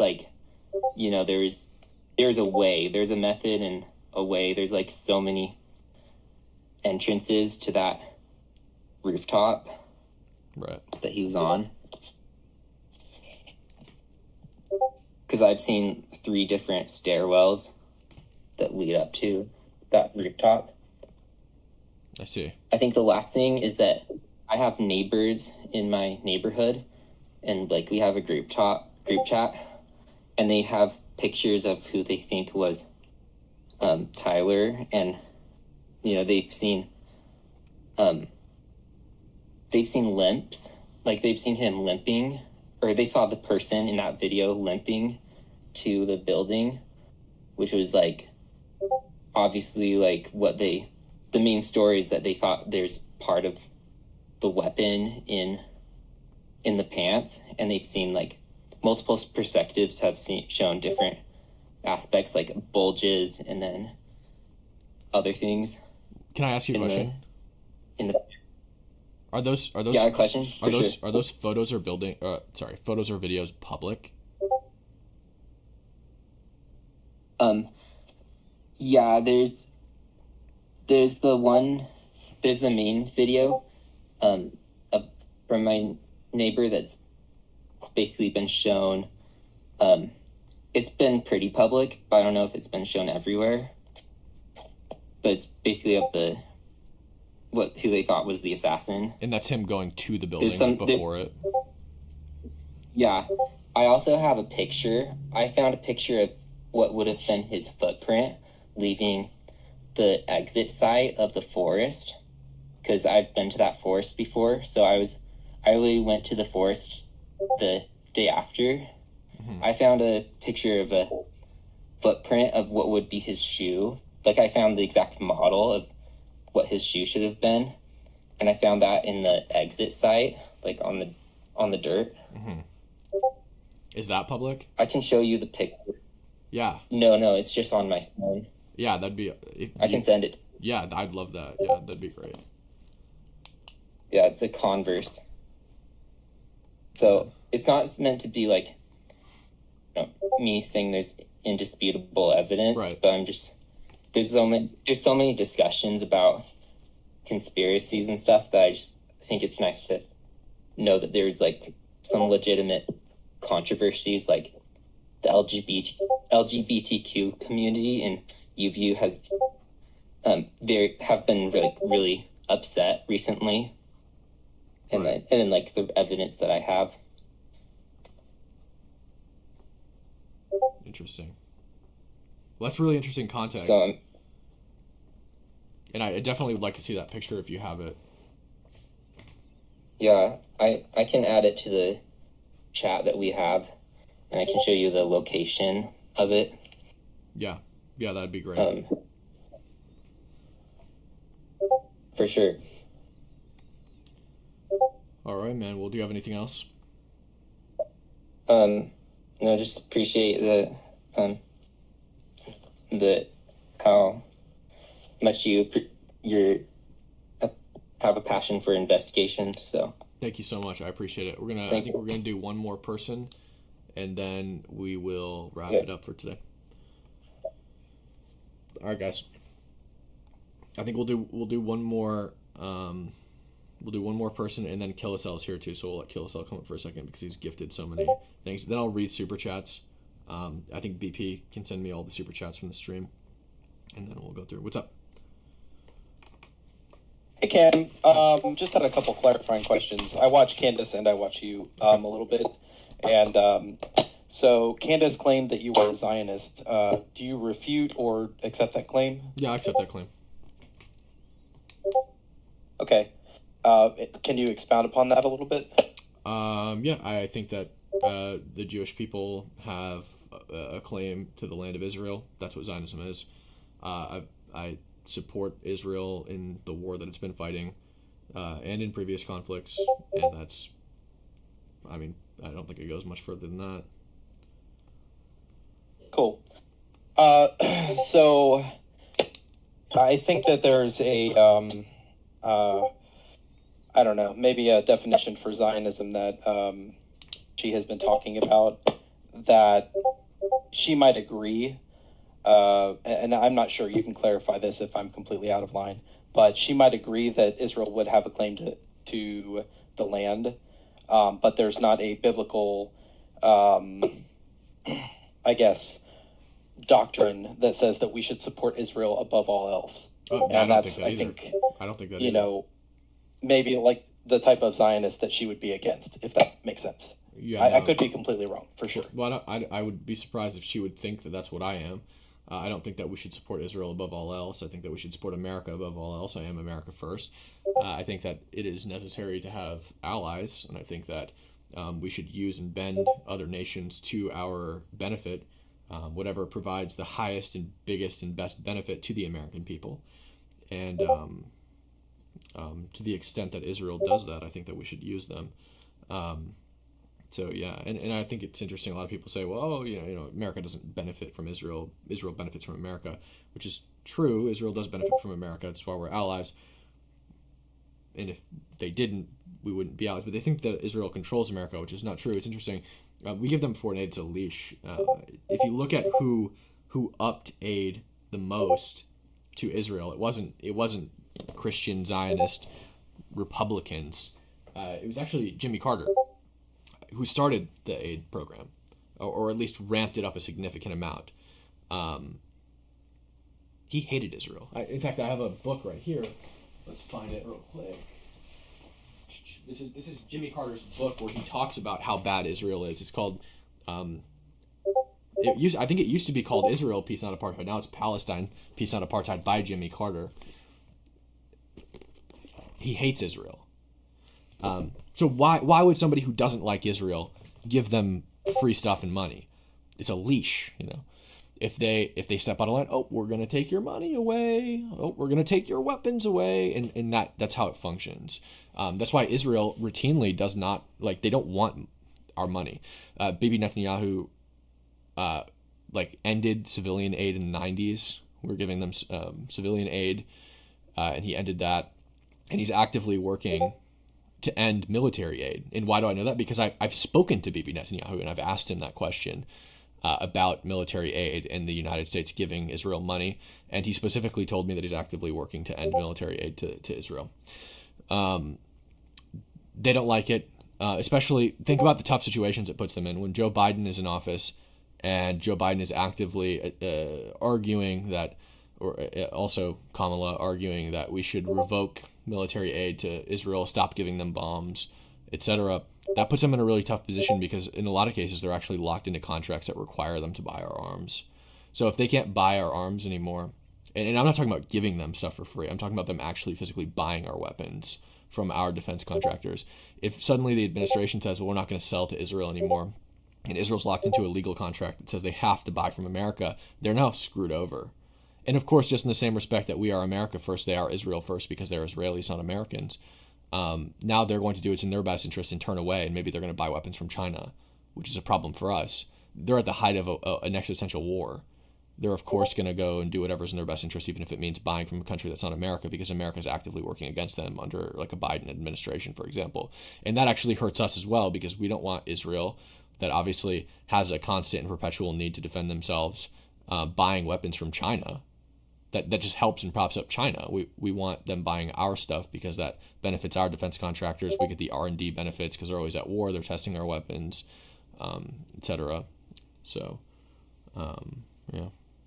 Okay, so can I I'm trying to I guess I'm trying to understand where you sit as opposed to Candace. So Candace views are pretty radical, a little bit radical, I would say.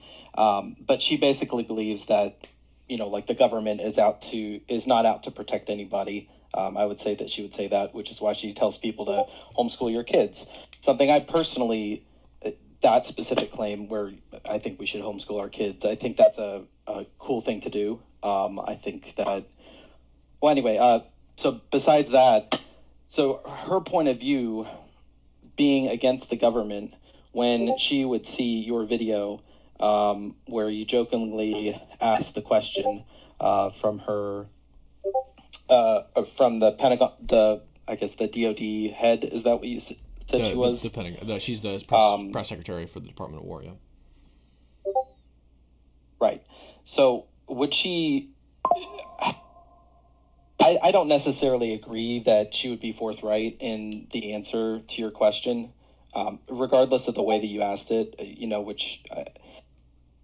if she legitimately believes that there's a claim against her life, it makes sense why she would call you out with the way that you asked that question. And it would also make sense based on how she views the government, that she wouldn't believe the answer that the DOD press chief gave you, right? And I can see why there could be an argument that they would not be forthright with you if there was some sort of plot, if there was an ongoing thing going on. I could see them not being forthright. Can you understand that at least a little bit from her side? I can totally understand how it would make Candace Owens feel if she actually truly believed that there was a French assassination plot against her, and that could be the case. I'm not sure. I'm not going to speculate on it. So I do get that. You said that the press secretary. Yeah, so you said well, I guess I just want to respond to everything real quick.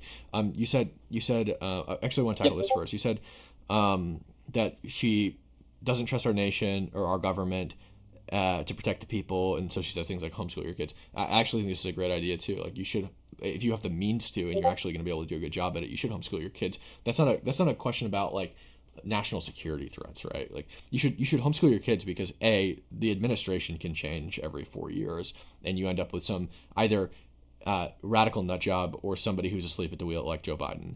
And then you have a bunch of people, young people specifically, who are making decisions for you about education that results in a faulty education for your students. I continuously say one of the number one things that we need to fix in this country is education, because it's making our people stupid. And so I don't necessarily disagree with her on the homeschooling your kids thing.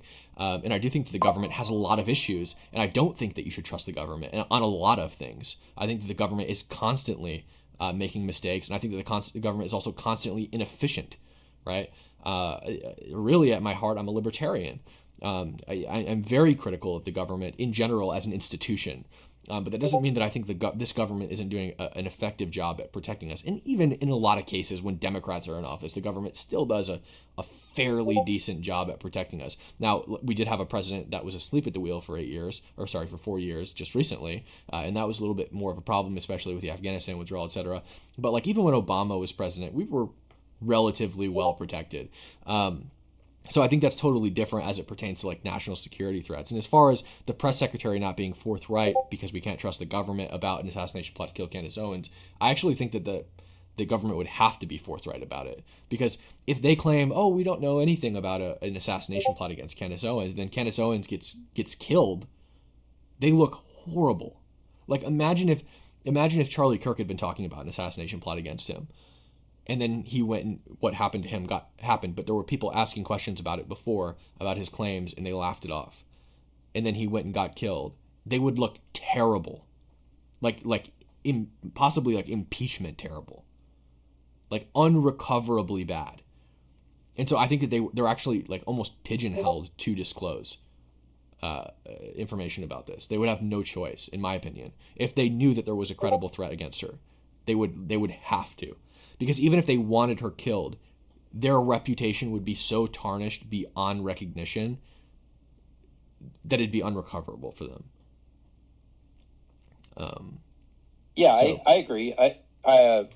For a little bit, I think there would be a reaction either way, and I think the reaction would be bad either way. So if they say yes, then right, maybe there would be some issues with our alliance between the U.S. and France, for instance. If they say no, then yeah, you're right. There could be an outrage, that would lead to impeachment or something like that. So I think either way, there's still going to be some sort of bad reaction. Because if they say yes, there is, then there's an issue with the relationship between U.S. and France. It means that maybe Candace actually has some credence to her views, which I do think she has some credence and has shown some evidence she has some credence. Now, granted, I take that with a little bit of a grain of salt, and I definitely want to, congratulate you on the job you've done in like on the ground, boots on the ground, seeing what's going on in these protests. So I appreciate that as well. So anyway. Thank you.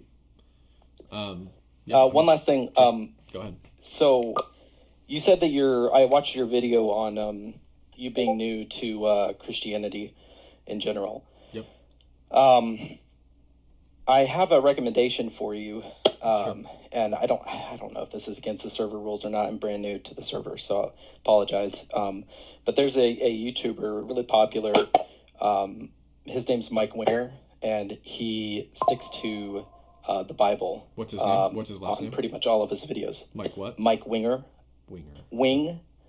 ER. Yeah, he's very popular, has millions of views. Currently, he's in a state where he's calling out like false teachers, things like that. Sure. But he has past videos on different topics, and he tries to stay as close to the Bible as possible. Very cool. Yeah, I'll look into him. I appreciate that. Yeah.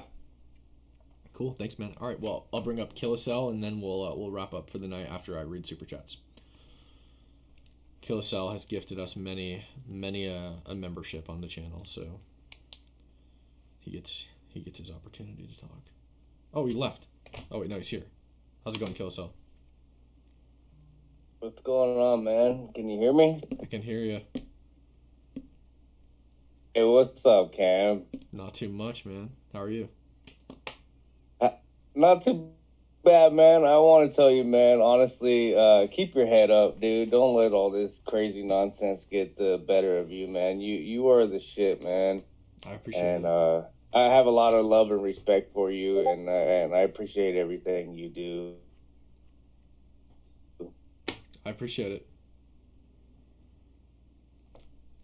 And also, like I said, don't let that crazy ass lady get to you, man. We in the chat, everyone on the chat watching the video, we love to see you smile. We want to see you keep your head up, man, and just continue doing you and being you, man. I appreciate it, man. Let's get some W's for Killicell and chat. There's two sorry, I wasn't trying to interrupt. No, you're good. You're good. Go ahead. No, I just it just seems like people always just likes to get into drama and all that, and I'm sure you have a lot of responsibilities in this world, like anyone else does, man, and just do your best to keep your head up. And I love everyone in the chat. You guys are the shit, and much love to everyone. Jake, you're the shit too. And Cam, keep doing your job because, that's why I support your channel, and that's why I've been giving you members, because I agree with everything you do say. And you're on your way, man. Just do your best and don't let all this nonsense get to you, homie. And at the end of your stream, crack a couple beers for me, homie. All right, I will. I appreciate it, man, and I appreciate everything you've done for the channel. So be safe, and I appreciate it.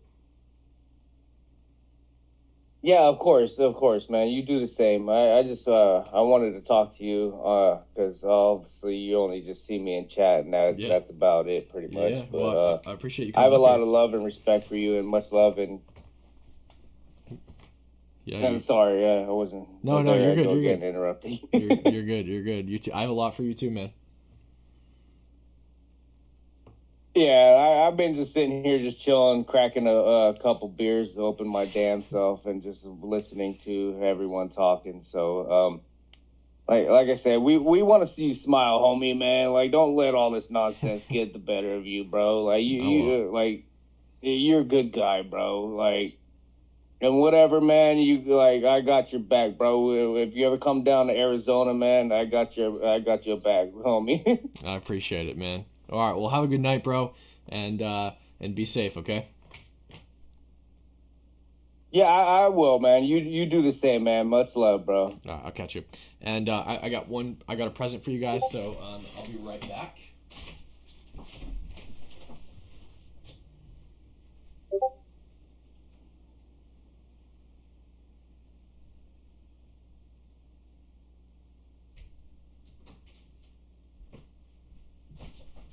It's okay, buddy. It's okay. The people want you, Pocket. The people wanted you. The people wanted you. So say hi to the people. BP, can you send me super chats? Pocket and I will read them. Let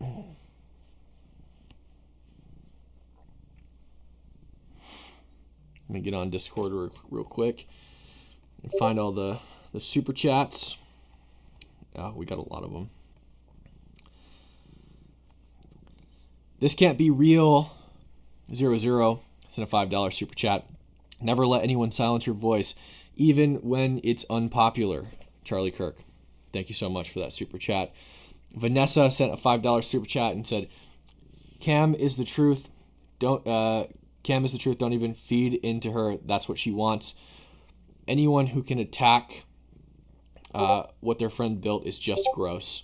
Thank you for the $5 super chat. Right Side Rebel sent a $10 super chat. Right Hook Rebel in your corner. Candace is better, but Candace better watch her tongue. Thank you, Rebel, for the $10 super chat. Trix Drop PD sent a $10 super chat. Cam is the man, and those who oppose him should pay up and speak up. Thank you for the $10 super chat. Cloud is a lot. Sent a $2 super chat. On the payroll for TPUSA since August? Nope, not on the payroll. I'm not a W-2 employee. I simply do odd jobs for Turning Point, reporting on certain issues. He really wants to come over here for some reason. I don't know why. So that's the extent at which I work with Turning Point.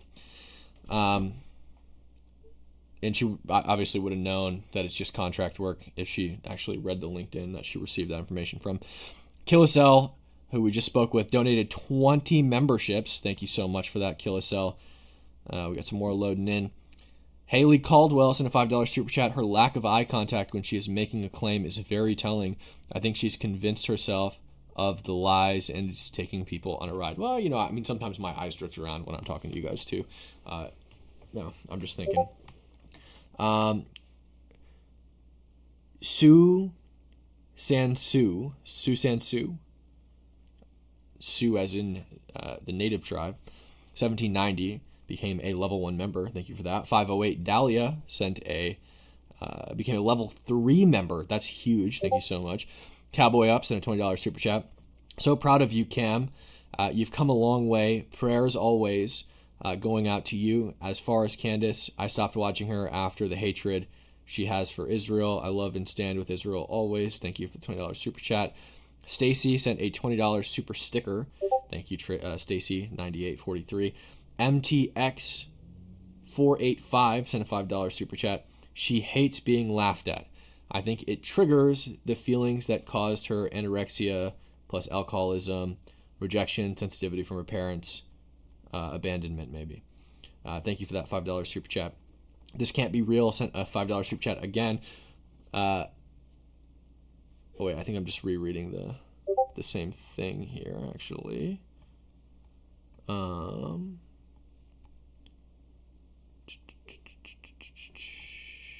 second, guys. Sorry. New Candace Owens video dropped. Cam Higby working for the Martians to contaminate shaving cream supplies. Thank you, Metalsmith Oz, for the $5 super chat. Killisell donated another 10 memberships. Oh, we got another cat. This one's Bentley, guys. Let's make Bentley famous. She doesn't get enough love on the stream. Good girl, Bentley. Good girl. Good girl, Bentley. Pam in Wonderland sent a $20 super chat. How can you be responsible for her not liking the answer? Totally true. Pam in Wonderland sent another $20 super chat. Candace can't handle the truth. Cam keeps it real. Thank you so much, Pam, for those super chats.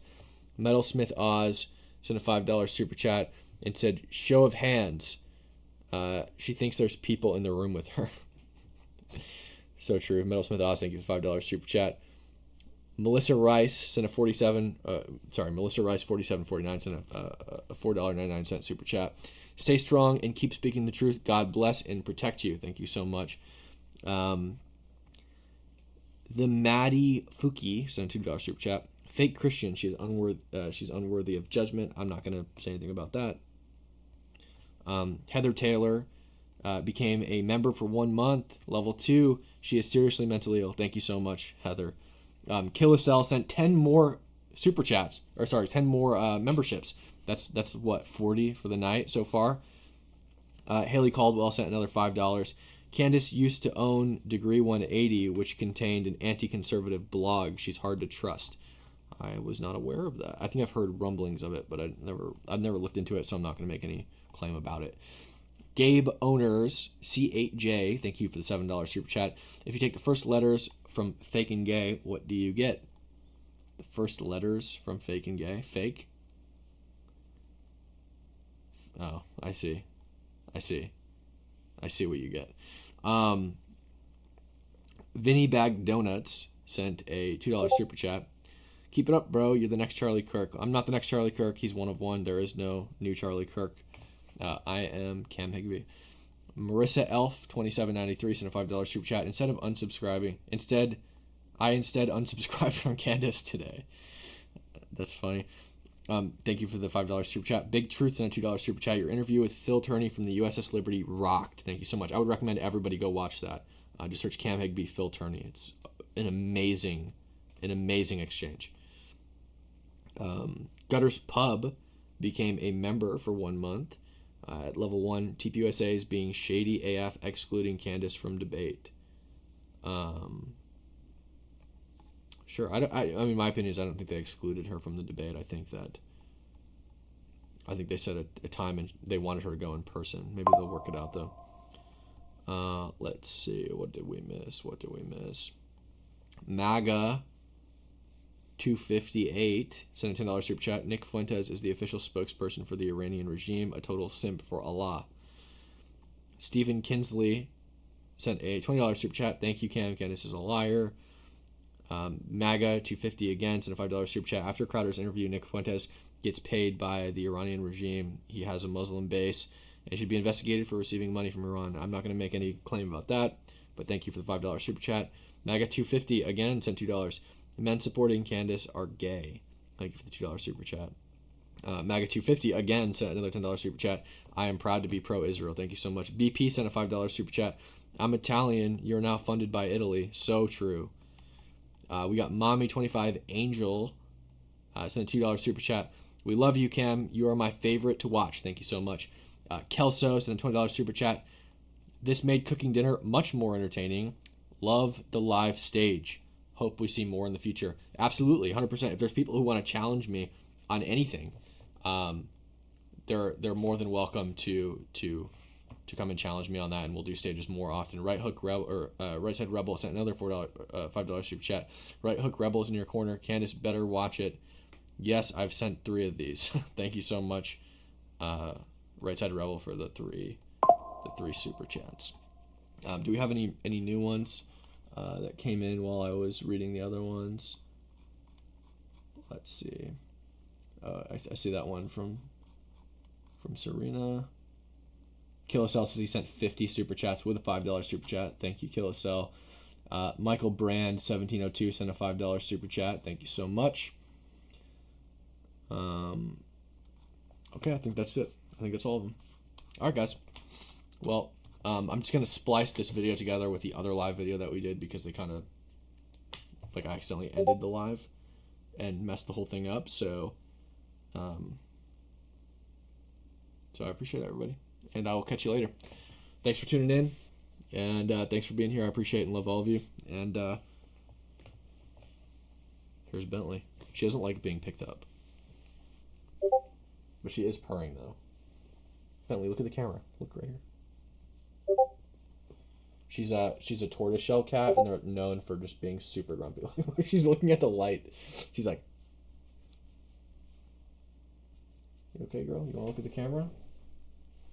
No, she doesn't. There you go. All right, guys. We'll kill it.